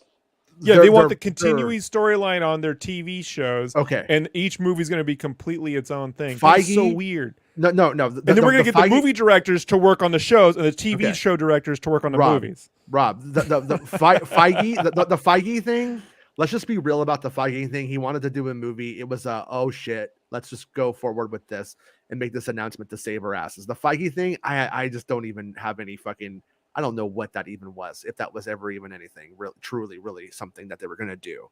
But when it came down to it, like when we had like Rogue Squadron, that was going to be that film right there likely would have still tied in. And we weren't supposed to have the 2025 film. They weren't going to move forward with the 2025 film until later on. That was like, it was. Well, Taika was supposed to be the 2025 film. Taika was supposed to be the 2025 film, which was supposed to just buy more ease and development time for the 2025 film that we're getting now, for the Lindelof, Knight, Obey Chinoy film. So with that in mind right there, I don't think they necessarily needed that. It would have been a luxury to have that time. Like, because that's the other thing that fans go, oh God, they're running out of time. They're doing it again. But I don't think so. I think it would have been a great luxury had the Taika movie came in first, and then they could have, went that way. But they have already, remember that they already have a draft of Taika's film, and they have a draft of this. These things are able to talk to each other, unlike most Star Wars productions in the past, where things were just done by the seat of their pants just to get it out in time or in a timeline. And so here we are, but it does link up to your next article, Mr. Bestman. New rumor claims that Kathleen Kennedy's role at Lucasfilm president depends on releasing a Star Wars movie in 2025. Look at her face. Uh-oh. I'm in trouble. Okay, I'm just joking. It doesn't really say that. I'm being YouTubey. It feels as if every other week there's a report from a not so credible website or wasteland, supposed insider or YouTuber claiming that president of Lucasfilm, Kathleen Kennedy, is about to get fired or has already been fired. I pay no attention to these sorts of articles and content. However, I do pay attention when it comes from a reputable source. Yesterday, Jeff Snyder of the Hot Mic shared various details pertaining to the departure of writer Damon Lindelof from the next Star Wars film. And the conversation flowed between Snyder and his podcast co-host John Roca regarding the next Star Wars film and the recent drama surrounding it. Snyder began discussing what he's heard from his trusted sources in regards to the Lucasfilm president, Kathleen Kennedy. Snyder started off by saying his source believed that Kathleen Kennedy has a history of making decisions in a vacuum, and that they viewed the hiring of the director, Sharmeen Obaid-Chinoy, for the next Star Wars flick as that. Snyder then went on to say that according to his sources, Kathleen Kennedy's continued role as Lucasfilm president depends on a Star Wars movie releasing in theaters by Christmas 2025. And before I read his quote, that's what I had heard too. Not that she was going to get fired, but that a movie was coming out no matter what in 2025. That there would be that's what I said on this show and on Santa's show. Hell or high water is going to be a fucking Star Wars movie. It's going to happen. Doesn't mean it's going to be good though. So anyways, here's the quote from Jeff Snyder. They said that it sounds like Kathleen Kennedy has a track record of making decisions in a vacuum. When Sharmeen was first hired, to the source, it seemed like a random choice for such an important movie. She'd done documentaries and episodes of Ms. Marvel. She didn't just walk off the street, but I'll put it this way. When you Google her name, it says she's a Pakistani-Canadian journalist. There's nothing wrong with that. It's just not the Google result you want when you Google who's directing the next Star Wars movie. I'm told that Kathleen Kennedy's job depends on getting a movie released by Christmas Day 2025. If there's no movie out by Christmas Day in 2025, there's no job. Jeff Snyder. So since 2017, hold on, I want to talk about that for a second. Okay. So we had a conversation here, when I was like, it's odd that they picked a Marvel TV director, I don't care who it is, to helm the new film. And you said, well, you felt at the time, if I'm wrong, correct me, but you felt at the time that they had Lindelof brought someone on that he could work with the whole time. And I told you that it struck me as odd that, based on the I'm not the only one. It's been said many times, McQuarrie is the last guy I just remember saying it, that directors get movies made, not writers. So like if there was an issue with the script, it stands to reason there would have been probably a disconnect between the director and the writers. Like that's what I felt. And you said, well, you probably thought that she was like in his camp because he probably brought her on. But if Kathleen brought her on and she was like, that's not really the story I want to do. I want to do it more like this. And Kathy is backing that person, then that explains, good or bad. She may be right. I'm not saying that, I don't know what what I said was Star Wars was originally done in a slightly documentarian style. And that this next film may be going back to the roots of that sort of design, looking less. And that Marvel. Came from his experience, Lucas's experience on American Graffiti. But also, me and Besman were having a conversation, and in that conversation, we were like, "This kind of doesn't make sense because why would he stick around for almost a year after that if that was the issue?" Yeah, the initial report contract. Go ahead. in Deadline, they said that Lindelof wanted a director on very early so they could have their own imprint on the script and help develop it.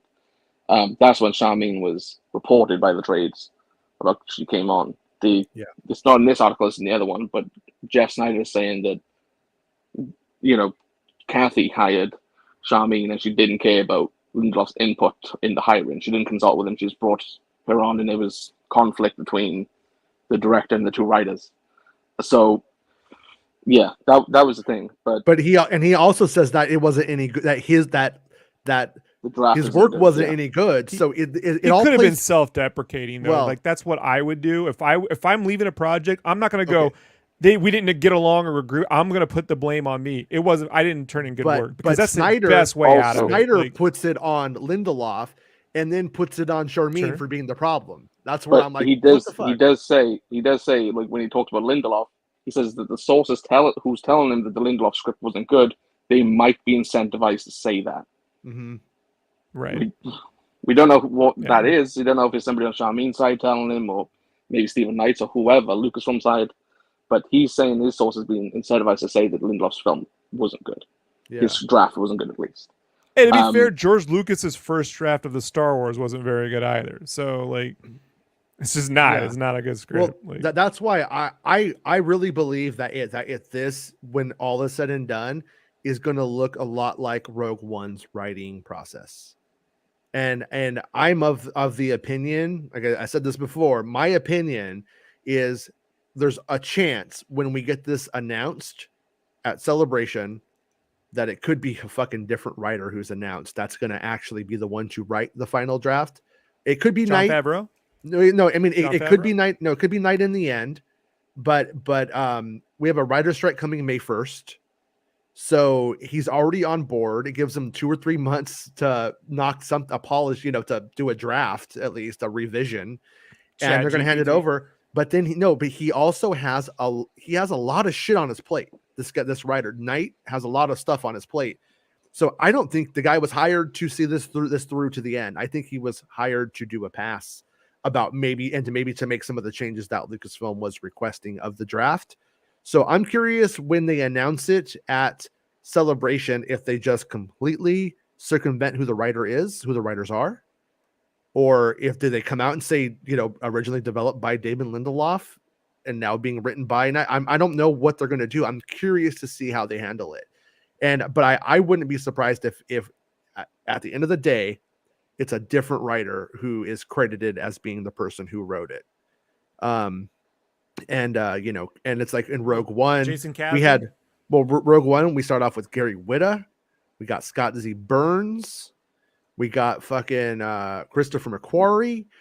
And then we end up with Gilroy coming in to write it, and then eventually just taking the whole fucking thing over and directing it. And so it's going to be interesting to see how this one, like what the development is. Like I said, I don't have like a source on that telling me that that's how it's going to happen or anything like that. But just I feel like I've seen this before. I could be wrong. I think we all feel like we've seen this before, but I definitely get what you're saying. It's just weird with the Lindelof choice because his bigger successes have been when he's been like a showrunner, like a producer in a way, right? Mm-hmm. Not so much like his biggest critical successes. I'm not gonna say financial, but critical successes has not been when he's been the sole writer of something or a co-writer of something. It's really been when he's been in charge of a writer's room. So for them to hire him to co-write something, it seems more like he should be producing the deal, and really more than.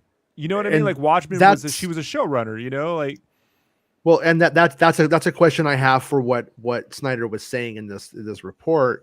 It's like he's not executive producing it, therefore he wouldn't necessarily be like a part of the hiring process of the director. But that was what I was thinking of. But I think you're right. Like, yeah, why wasn't Lindelof executive producing this movie?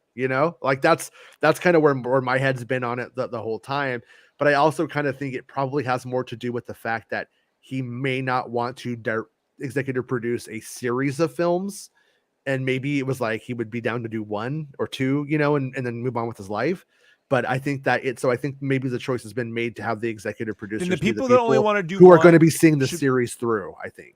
then the people who only want to do one should be directing an episode of The Mandalorian. The people who are willing to sign up for the big deal, the three, we're making 3 Lord of the Rings films. Now I'm making Rob, 1 Lord of the Rings film, and if it does good, maybe we'll do another. It's not. But what do we end up with then? Then we end up with Obaid Chinoy as the director, because that's probably kind of what this is you're not going to get the big rock stars that are willing to give away the last 15 years of their careers to Star Wars. For the most part, most of the rock stars aren't going to do it.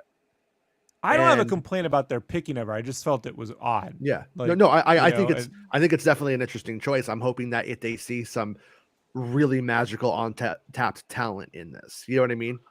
That's yes. My hope. That's what I'm hoping this actually is. The documentary thing, like that's something that is rooted in the way Lucas, his whole theory of shooting post American Graffiti, even to an extent, he shot THX 1138 with Super 16, so it felt like a documentary. It wasn't like a narrator leading you across a story. It was like him trying to this world really exists. I'm here just capturing it, and it's gonna, because of the texture of the film and the way we're shooting it, it's gonna feel like you really went there and it's real.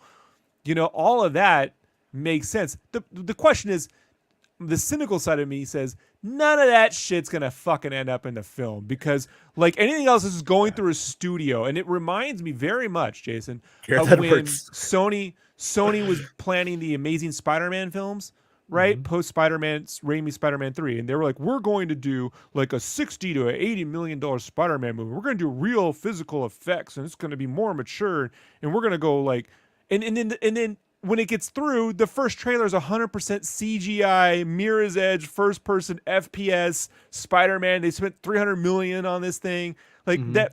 Like all that shit was what they planned. But when the studio gets involved, then they're like, "No, we got to throw more money at it. We're gonna do documentarian Star Wars." I just don't. I see documentarian Star Wars in Andor season 2. I don't see it in Star Wars 2027.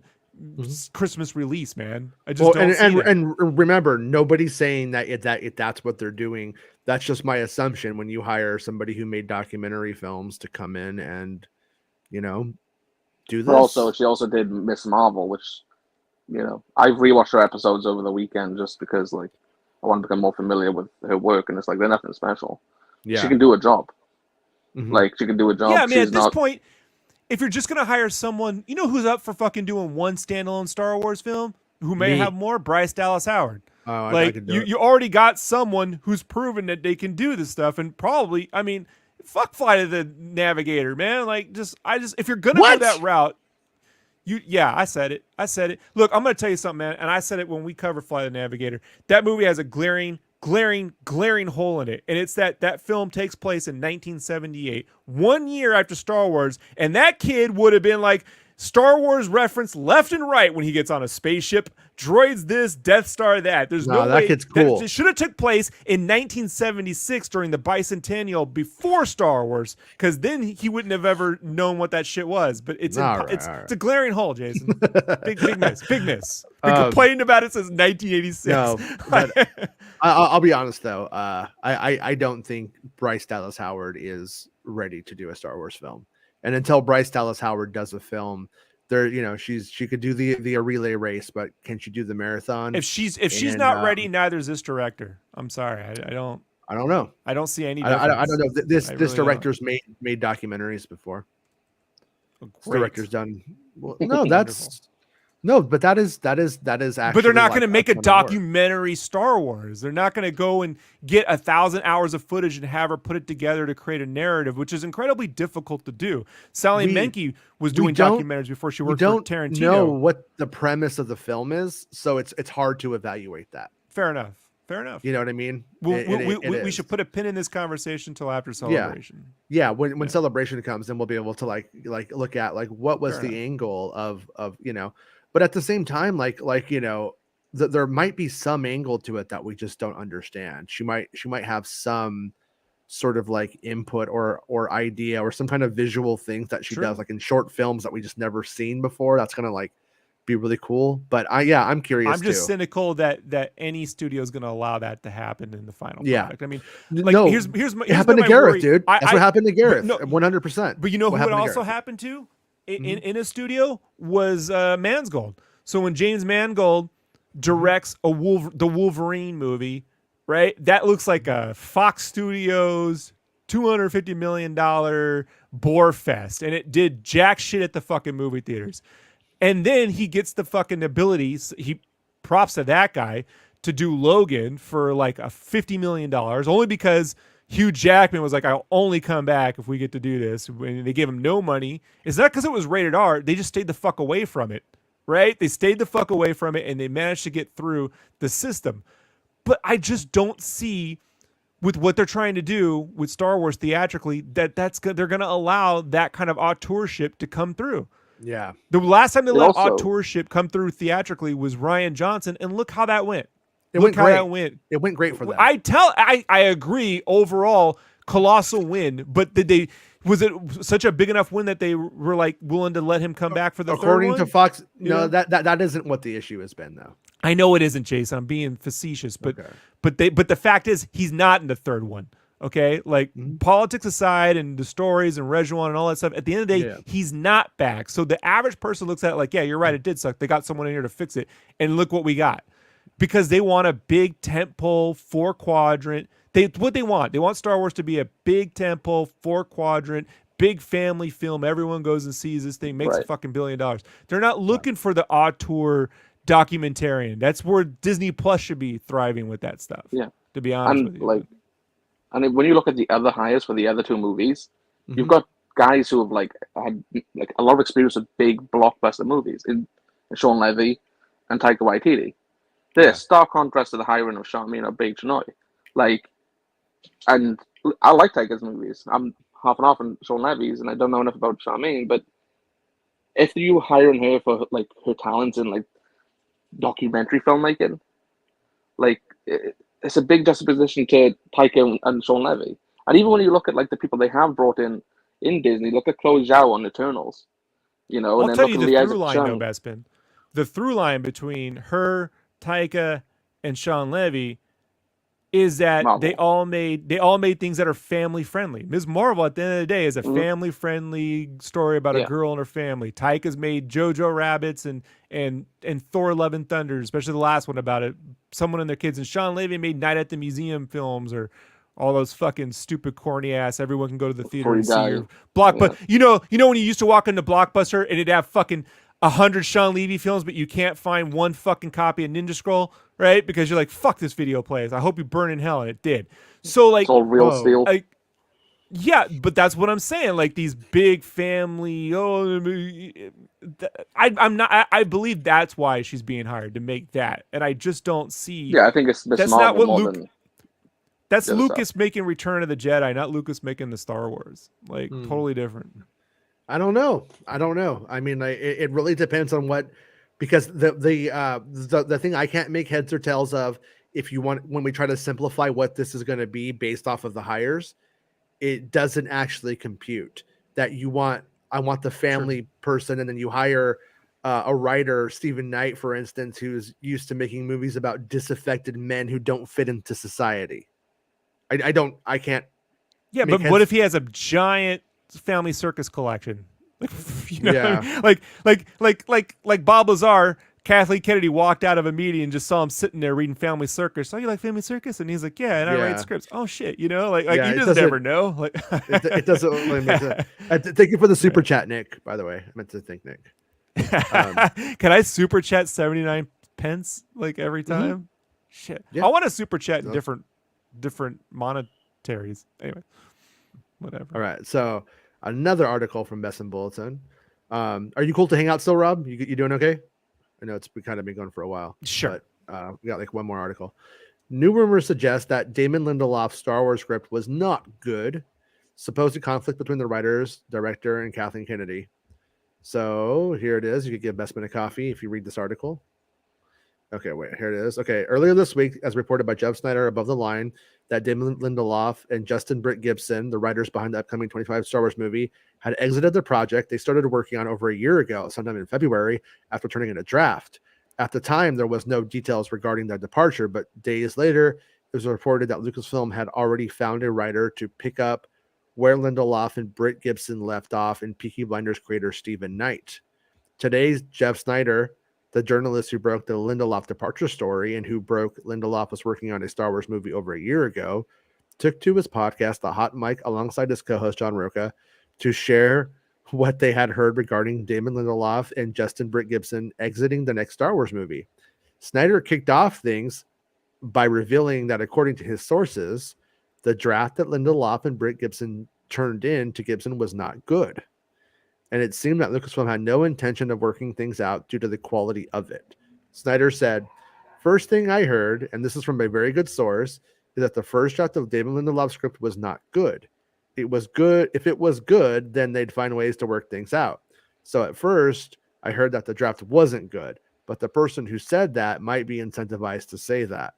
Anyway, I heard that Damon Lindelof and Justin Britt Gibson did not know that Sharmeen Obaid-Chinoy was being hired." And that goes back to what we were kind of talking about. So I just feel like there's something missing from this. There's like a piece of the story isn't here to make this like really truly make sense to me, because if it's not good, then her being hired isn't a factor. But he says like might have been incentivized. It's obviously somebody at Lucasfilm or Disney who's saying it. Well, it could be when notes were coming from. If notes were coming from places that were seeing a different viewpoint than he was. If he had a viewpoint on making, like, put it this way, because I feel like the statement that Lindelof made about Star Wars being that first movie he saw when he was in the theater sitting on his dad's lap. So he's thinking of A New Hope, right? And that feeling you had when you saw A New Hope. And I also think about McQuarrie making the statement in the past few months that if he were to make a Star Wars, he would want to make it the way it used to be made, not the way it's made now. And he said that on Light the Fuse, or one of these. He said that on that podcast where I'm like, but you did make a Star Wars, but he won't talk about that. So he only talks about films officially credited. So he did help make a Star Wars, but like he must feel that he can't make a film like the 77 movie. Mm-hmm. Like I can only read into that statement that he otherwise, he would do it. So like, if they're trying to make something different and they're hiring people that grew up with the original trilogy that are trying to make something more like that, maybe there's this internal fear that The Force Awakens or something was that 77 film when we did that, and we need to go and do something different. There's a schism there, right? And that thing you feel where you're like, there's something missing could be this schism in viewpoints, and it's not just one or two. It could be 4 or 5 different people that have a different view. Bob Iger could have a different viewpoint. Alan Bergman could have a different. People don't even know who Alan Bergman is, but like marketing could have a different fucking opinion on this, and so we just don't know how. Kathleen Kennedy is in charge of hiring people to get projects done within that studio, right? That's her job. Yeah, but the expectations of what she's making are not totally. And then to hire them, see them through, complete them. Yeah, and cut them off if it's a loss. Yeah, cut them off. It's 100%. She's, but the expectations of what is they're expected to be making, I don't know if that's localized within Lucasfilm in general. You know what I mean? There's a big system there. We don't know that Disney actually cares if these movies are good or not, but we do know that Lucasfilm does. So that's the weird place that we find it. But here's the one thing I want to say, just to like analyze the information. And this isn't like I really respect Jeff Snyder, just to be clear. But what I think is when you have rumors, the people who tell you rumors, true rumors even, they tend to take the sexiest, most like gossipy kind of like kind of like attitude about relaying that, right? But that's where these all of these various narratives don't add up. Like you almost have to walk away from this going like the script was so bad Lucasfilm couldn't even make it. Well, was it really though? I mean, is this writer really going to bring something so bad that it could? Yeah, but he does. Snyder does say that the true, like he says that, but then further on down he does say that they could have worked out if they wanted to, but because of the friction between Lindelof, Britt Gibson, and Sharmeen Obaid-Chinoy, that they chose not to. Right. So but it's like you assume it's You assume it's clashing in creative differences between the writers and the director at that point. But yeah, and that's where I'm going with this though, and that this is the other part of the puzzle that doesn't make sense to me. If somebody in the room doesn't like what the other person's doing, I think she would be the one to get the bump. An unannounced director with zero fucking like real clout in the industry of any pool is going and bumping Lindelof off of the Star Wars project. Jason, nothing at Lucasfilm makes any sense though. Okay, like, but have we you ever can't- heard? but- Hold but on, we can't- I'll give but you we can't an take example that to of like we can't if we use that we can't analyze anything though. If everything is I up know, is but down. it's very difficult. But this is my fascination with Lucasfilm, the company. Yeah. When Lucas was in charge and after Lucas, this stuff has always been weird and remains true. How many times have you heard? Right, we've heard of movies getting canceled. We've heard of directors being thrown off. How many times at any other studio have you ever heard of a time a writer got directors put off of a film that they were currently directing? Every single time. Only on Solo. Every time I hear something at Lucasfilm about why the project fell apart, whether I've been able to report it or not, I go, shit, that's the double-edged sword. That's the damned if you do, damned if you don't moment. And then I see why they made the choice, whether I like it or not. On this one right now, I just don't see it. That's why I'm saying something in the story. So there's a piece missing. I'm convinced of it. Correct. I don't think this is the whole story. Yeah, there's something like all. There's something completely like that because I don't feel like the actual like logic of all of these pieces lines up. So one part of the story is wrong, and probably one part of it is totally on. But I don't think they sit well to each other, even with Snyder's like justification or, with his caveat at the end. But we'll get to it right now. Snyder mentioned that Damon Lindelof and Justin Britt Gibson were unaware of the hiring of the project's director, Sharmeen Obaid-Chinoy, who's best known for her work on Disney's Ms. Marvel. Deadline reported in October last year that Obaid-Chinoy was hired early in development as Damon Lindelof wanted the director's vision to be implemented into the script. Jeff Snyder's co-host, John Roca, chimed in and added that he'd heard of friction between the two writers and the director and stated the following. So now here's another thing, though. And I don't mean any disrespect to John Roca, but does John Roca have the same level of sourcing that Jeff Snyder does? No, because in that conversation, he was very clear to admit he doesn't get a lot of, he's not a scooper, but the person who gave him one other scoop gave him this, and that one was dead on. So he was very self-deprecating in that. I mean, that's something. But once again, like that conversation. Yeah, but the way that it goes, I've had people give me a fucking fantastically accurate shit, and then literally come and give me the biggest stinkiest turd ever. It could go that way, but let's read what he has to say. Yeah, I'm analyzing the text. I'm not even endorsing the viewpoint necessarily. I don't know. I have no idea. But I'm just trying to give you context in which that conversation. Right. I watched it. Yeah, I watched the whole episode. Yesterday, a source of mine texted me and said that Kathleen Kennedy had chose Sharmeen Obaid-Chinoy to direct the film without consulting Damon Lindelof and Justin Britt Gibson. Normally, you'd say that's all right as she runs the studio, but Damon Lindelof isn't some staff writer you pick up off some show to come and write Star Wars. He's a well-known creator with a record of success.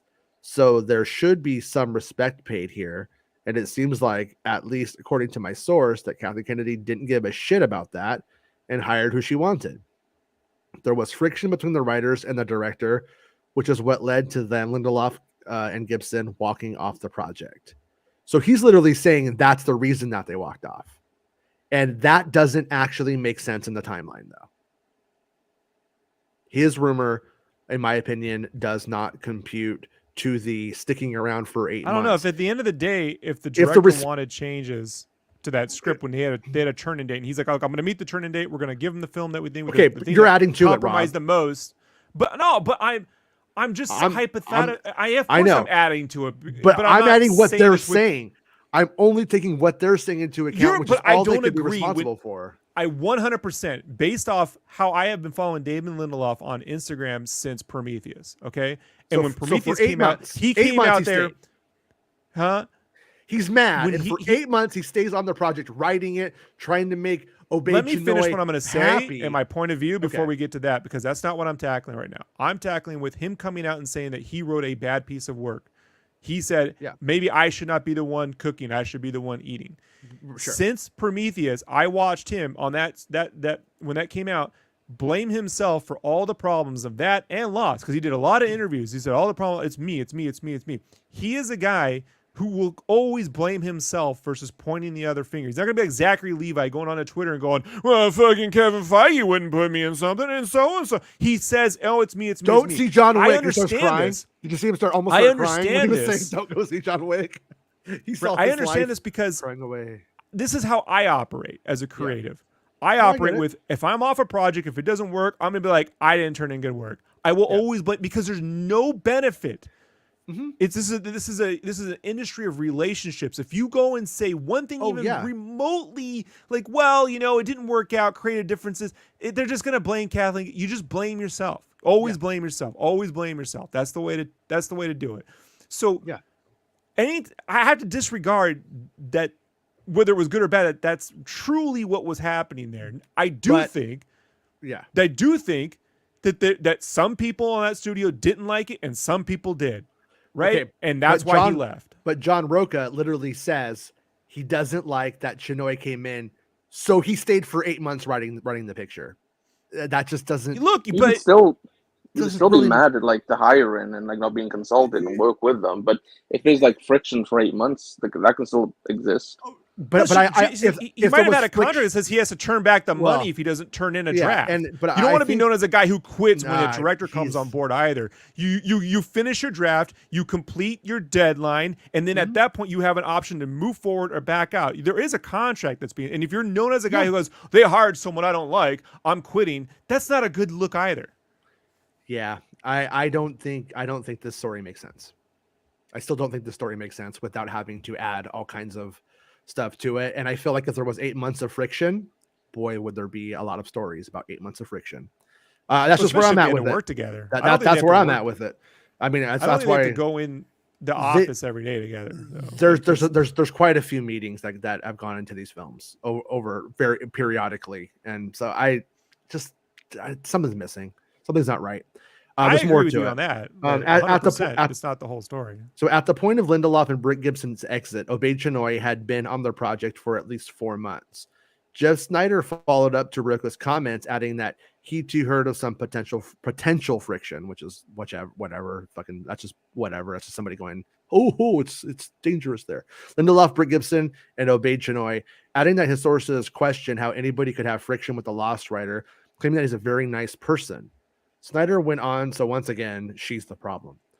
Snyder went on to add that Stephen Knight was hired swiftly to take over writing duties on the Star Wars project, and added that it didn't matter what Lindelof and Britt Gibson had turned in, because Lindelof were ready to move on to a new writer, because Lucasfilm were ready to move on to a new writer, seemingly due to the friction between the creatives initially aboard the project.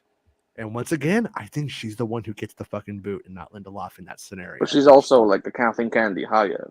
If Kennedy really thinks she's the one to like, so was Lindelof. But so no, I agree with you. Yeah, but if she, but Lindelof isn't going to be shooting the film. So at that end of the day, you believe in the person who's going to be there on set every day, working with actors, getting all this shit done. The writer ain't the person. Classically, with these Star Wars films, the writer is there every day. Yeah, classically, but at the same time, on every one of them, that they've ever done. But if she could still pick a side. She still might think she's better for the vision of this movie than Lindelof is. I don't agree with that because I like Lindelof's work. Yeah, she could side with her. She was a Kennedy hire. She if we take Snyder and Roca's things as they are, then Kennedy clearly likes her more than she likes Lindelof. She in Snyder's part, he mentions that the script could be worked on. They just didn't want to work with him. But they kept her. They want to work with her. Yeah. So Kennedy, whoever there, must feel like she's a better fit for the movie than Lindelof is. That's possible. They Snyder goes on to say they had Stephen Knight ready to go.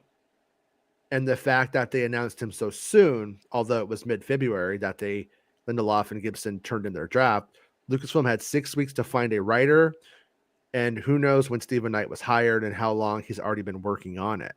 My sources said to me that it didn't really matter what was in that draft, and it only wouldn't matter if there was some friction.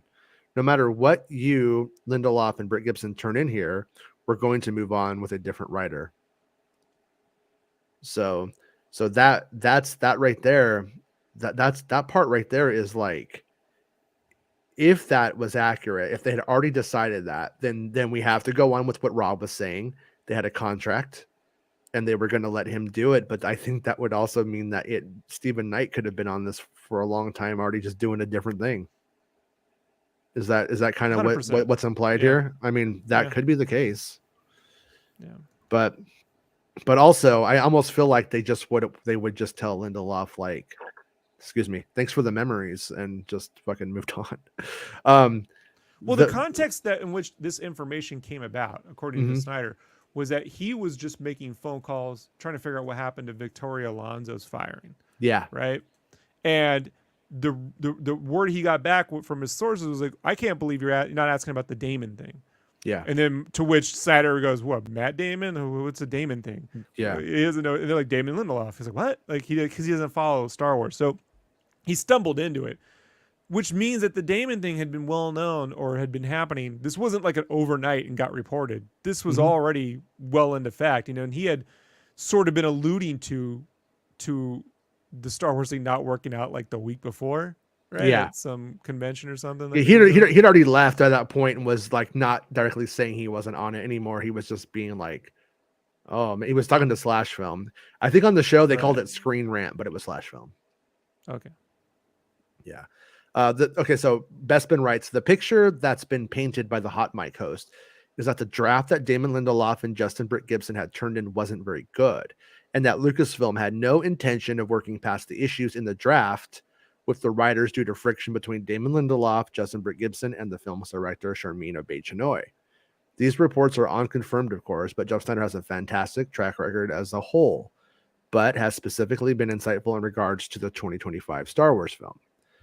The film, which is now being written by Stephen Knight, will reportedly be set sometime after the events of Star Wars: The Rise of Skywalker, and will not be tied to the Skywalker saga. Lucasfilm are hoping to begin filming the project in February and plan on officially announcing the film at Star Wars Celebration, which kicks off on April 7th. In addition to the film being formally announced, Lucasfilm will also reportedly announce the title of the Knight Obaid-Chinoy flick, along with a brief synopsis. And I gotta say, we were talking about this before, Bespin. I think maybe me and you, Rob, have maybe talked about this before too. I feel like they're going to have to announce something more than Taika's making a Star Wars film. They're going to have to give us the premise or the title or something more than just re-announcing for the third fucking time, because the third time is out of fucking charm on the same announcement. To be honest, they're going to need like concept art and like a story pitch, to some. It's not the San Diego Comic-Con Marvel releasing a logo and a date isn't going to cut it. Yeah. They'll take a stock hit if they do that, by the way. If they go that route and they're just like some vague thing, stock drop. Well, the 2025 film, I think, being released at that time will probably cover for it. That will probably be the intense thing that will stock up, because that's more immediate, wouldn't it? Well, same with that. They have to really say what that's about. I'm just saying across the board, they can't. Yeah, it has to be a good pitch. Like making announcements. Otherwise, they're going to take us. They know that too. That these public releases are, they affect their stock one way or the other. So yeah, this is where they're pitching to us when they tell us what this is. Like that's, and by proxy, investors. But I don't care about the investors. They're fucking all bitches. They got money. I don't. Fuck them. Chris Spreezy says, intense show today. Shut up, Spreezy. Who the fuck you think you are? Dale says, Kathleen Kennedy had a record of putting people together that work well on projects together. You never know, though. He's being facetious. Okay. He's being facetious. Yeah, I mean, like with like Solo, what you had the Kasdans write Solo, and then you had comedy directors who were trying to like do improvising using the script to work off of in order to make the. In a way, you had the Kasdans producing. That's the thing that gets me. Like the Kasdans were more like producers on that film, because since when have you heard writers getting directors checked? Like no, and that's what I'm in the middle of filming. That's what I'm trying to tell you. Thrown off a film. I'm trying to tell you. I'm not saying getting thrown off. I'm saying every single Star Wars film, there is the writers are there. the writers, and they're there for on-set writing, and they're there to make sure that what is being filmed is like what the intent of those script pages were. And so like that's why I know, for instance, about Scott Z. Burns on Rogue One, because checking dailies and coverage is a producer's role. That's why Marvel has an individual producer, an on-set, everyday on-set producer. That's not Kevin Feige. What you had with Solo were the Kasdans, I believe, realizing our script isn't actually getting filmed in this process, and we don't like that, because it meant. And then Lucasfilm comes back and it's like, get more coverage, so that way they could cut the script version if they needed to or they wanted to, and then they kept not doing it. So that's where they, based on what I saw with that movie, I get why they made that decision. But that's what happened. So well. I mean, I understand. Now we got Willow, because had the Kazans walked away from that, you would never have gotten this version of Willow. Well, sure. I mean, if we had got Lawrence Kasdan writing Willow, maybe it would have been better. Fair enough. But yeah, and we don't really know who wrote what as far as the Kasdan stuff go. And when it's a writing team, it's kind of hard to say. That's why, like, Force Awakens, how much of Force Awakens being as good as it was J.J. Abrams, and how much of it was Kasdan. It's a hard read. The red arm was JJ. The JJ was the red arm. Yeah, I guarantee you. Yeah, I guarantee you're right. You're right there. I agree with that. Oh, you must be wondering about my arm. Nope. Not anymore. It's going nowhere. What if he had pulled that red arm out and it was like the key to like Palpatine in the third film? I was afraid of that red arm was gonna somehow solve all that. Was the MacGuffin the whole time? Yeah. Yeah, I know. Or if it was holding Luke's lightsaber or some bullshit, Yeah, but hopefully, like Lindelof, being who he is in the industry, will, in his own diplomatic way, be able to, over time, 100% pieces of interviews start to say like, what the actual like truth was, or you know what I mean, like what his experience was, because like the other thing is, like, whenever there's like a creative disagreement or a film doesn't come together with the writer and the director, it doesn't even mean there's a bad guy in the narrative, just that they can't see eye to eye, they can't make heads and tails of what the other one wants to do.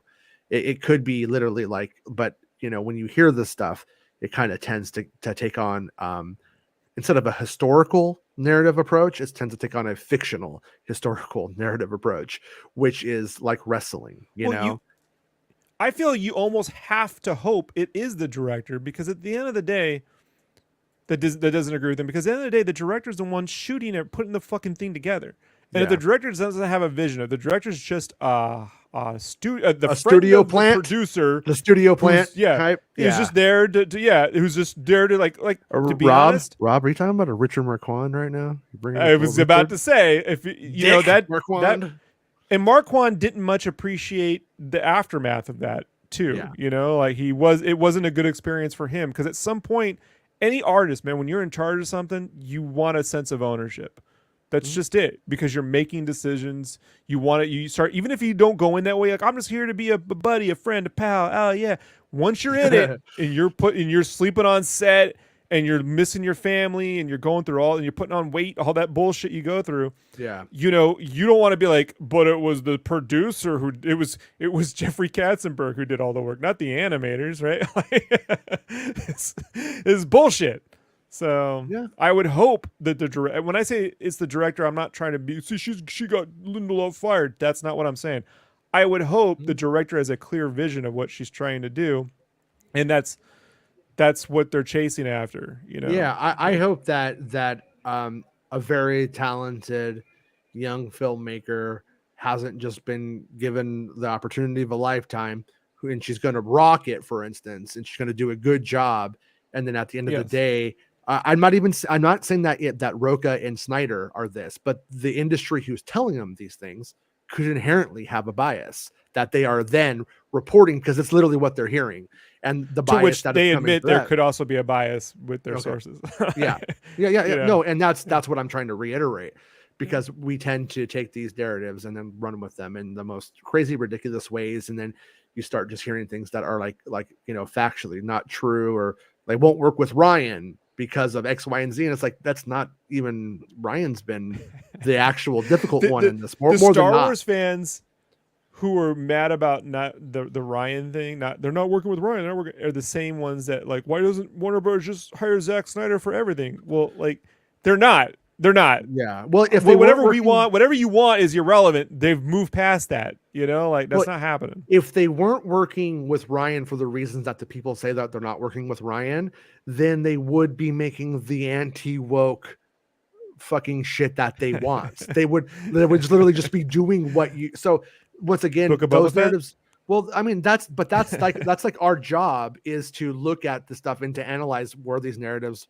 If I'm not doing the scoop, then I need to analyze the fucking scoop, and so that's what I'm doing with this stuff as a text, if you will, and so there's just like things where I'm like, I'm curious to see how it shakes out, and I don't think this is like the whole story, but there's also parts of, but I'm with everyone else, with Obey Chinoy. I have no idea, like, what the angle was about why they picked this person, and I'm not going to sit there and go diversity hire, because I know that I've already heard that, and I just don't think that they necessarily do that for Star Wars at that level. That doesn't make sense. So why they wouldn't go with someone who's proven that, not proven, but they've already got their feet wet with the Star Wars shows. And there are filmmakers who worked on the Star Wars shows. It's just I could tell consistently you why. beyond one off. I can tell you why, because it's like Jenga, and if you fucking pull one piece of that out of what's going on right now, then all of that falls down. That's why. That's really why. Well, that's a bad system to have then, because you're the one who's explained to us. They're so it's afraid, a miracle but directors, a game even gets made, and that movie's it is, and that's where we're at. That's where we're at. But TV series aren't dependent upon directors directing an episode. They're dependent on the showrunner seeing the thing all the way through. Directors are almost interchangeable. Like if Rian Johnson wasn't available for Breaking Bad, the whole fucking show doesn't fall apart. The show falls apart if Vince Gilligan isn't fucking running the show. Yeah, totally different scenario. We got a writer's strike coming. We got Femi Yua, who would have been one of the people to put into the film side of things, like Taika. Femi Yua probably would have been the most sensible one to move forward with, is probably taking over the running of those shows, probably due to some extent his promotion, in part not only to his talent, but to the fact that he's not a writer on the show and can, make the wheels turn during that strike. And it's like that little Favreau Filoni playing. Seems like it's everything, but it's not really. It's it's like three shows. It's like three shows in totality, and it's not really that much to it that they could actually remove without fucking it up. That's what I would guess, but we'll have to see. We'll have to see where all of this shakes out, because I feel like right now it's just there's a bit of ambiguity, but I'm curious. Curious to what it's going to mean. Right before we go, do you think with Celebration, like you'll find out more from, like, do you think people will talk more when there's hype? Like sometimes when there's hype, people talk, right? Like they get a little excited. Sometimes when people are excited, sometimes they will talk. Sometimes also when the cat's out of the bag to some extent, then it's a little safer to talk. Right. So I would imagine, even if it's not me or Bespin, the trades may just have more at that point. It's possible, it's when sources feel like 5 people in the world know this. In reality, when it's 5, it's really 500, but it's the way it feels that matters for the moving of information, I think. And and also the more that they clamp down, the more they make some personalities want to leak. So that's the comedy of that sort of oppressive sort of style that they can sometimes have, I think. But anyways, Mr. Bespin, you have any closing thoughts before we say goodbye? You've been a little quiet there the last couple minutes. No, I'm in agreement with you guys in regards to Obey Chinoy and the Lindelof situation. Kathy Kennedy must have a belief in the director and their vision. Because like in the other two movies, they bring on people who are successful in handling blockbusters, and Taika and Sean Levy. So she must think that she has the capabilities of seeing this through to theaters in 2025. She must believe in her more than she does Lindelof, which again is weird because Lindelof has a good track record of long form storytelling, especially with his TV shows. Yeah. But again, it's just wait and see with her. Like, we've got a couple of short films to go off of and documentaries and Ms. Marvel episodes. Like, there's not a lot we can wade through and be like, oh, this is what she's going to bring. Especially when you look at Lee Isaac Chung just did a Mandalorian episode. Could you tell that was directed by Lee Isaac Chung, who did Minari? No. Not really. Like, no. So it's, what is she being brought on for? Is it because Kathy believes that she's this fantastic filmmaker who will bring a unique vision to Star Wars? Then you got the two follow-up films being directed by Sean Levy, who I think he's a fine director, but I don't look at his movies like, oh, this is what he brings as a director, like visually. His work on Stranger Things is the strong point. Like, that's the one. But the Duffer Brothers showrunning. Correct. So get the Duffer Brothers to make Star Wars. I would trust the Duffer Brothers to help produce a Star Wars series, or series of films. But yes, and then Taika, or get Lindelof to produce, right, Besman? Like if they believed in Lindelof, if they believed in Lindelof's take on the story, he would have been producing rather than being a hired writer. Is what I'm saying. Like, do you understand? Yeah, no, I agree. Yeah. Well, and that's been the big question: is who gave this idea? Who pitched the idea for the series? Was it Lindelof? Is he the creator of this, or was this an idea that Lucasfilm had and approached Lindelof with? You know what I mean? Like, right. There's big pieces of the puzzle we don't understand at this point. But wouldn't it be funny if all of this was just because they keep firing directors? She doesn't want to fire the director, so she's just firing the writers now. Jason, that has been the one thing I didn't want to get into. But there is a series of, if I fire one more director, I'm fired. Like, could you imagine, like, this has to get out in 2025, and if I fire another director, people are going to say, even for an unannounced project. Yeah, even for an unannounced project, if I fire an unannounced director, I'm going to be fired. Yeah. Well, anyways, thanks for coming to hang out with us today, Mr. Bestman. Thanks, Bestman. It's all good, man. Like I said, as soon as I got in, I jumped on. I had no idea what we were talking about. I just showed up. Yeah. Always welcome. And Rob, you were right about a lot today, but also you were wrong. Only when I said I was stupid, and then everything else I was wrong on. I am a dummy, but everything else I don't get. I agree. Let me know in the chats and the comments. Fucking show, like whatever. We'll be back tomorrow at 1 p.m. Pacific Standard Time to talk about the day's news. Check out bestmanbulletin.com. Check out MakingStarWars.net. Jason, can I end on this real quick? Yeah. Because I know somebody's going to go, it's the Rob talk. If we aren't having a discussion, like, I feel this is the kind of, I'm telling you right now, if I was sitting at Scum and Villainy with Jason and Bespin and there was no COVID, so we aren't have a mask. We're not paying on. for the drinks. We're going to trick Rob into it. Right. Yeah. And I paid for the drinks. This is how we would be talking. Yeah. So you can either choose to have this kind of like agenda-free, real fans having an informed conversation, or you can go to the other channel where it's either lore or Kathy Kennedy's the biggest bitch of the West. Like, I don't like, you figure out what you want in your Star Wars fandom. I'll always take people having honest conversations, whether it's passionate or not. It's only because we care, at the end of the day. If we didn't give a shit, we think I'd be talking and be like, I don't know, whatever. Hey, all I'm saying is sometimes Frank Marshall can make dinner and sometimes Kathy can too, support each other. That's all. Yeah. All Frank right. Marshall wears weird hats. Just saying.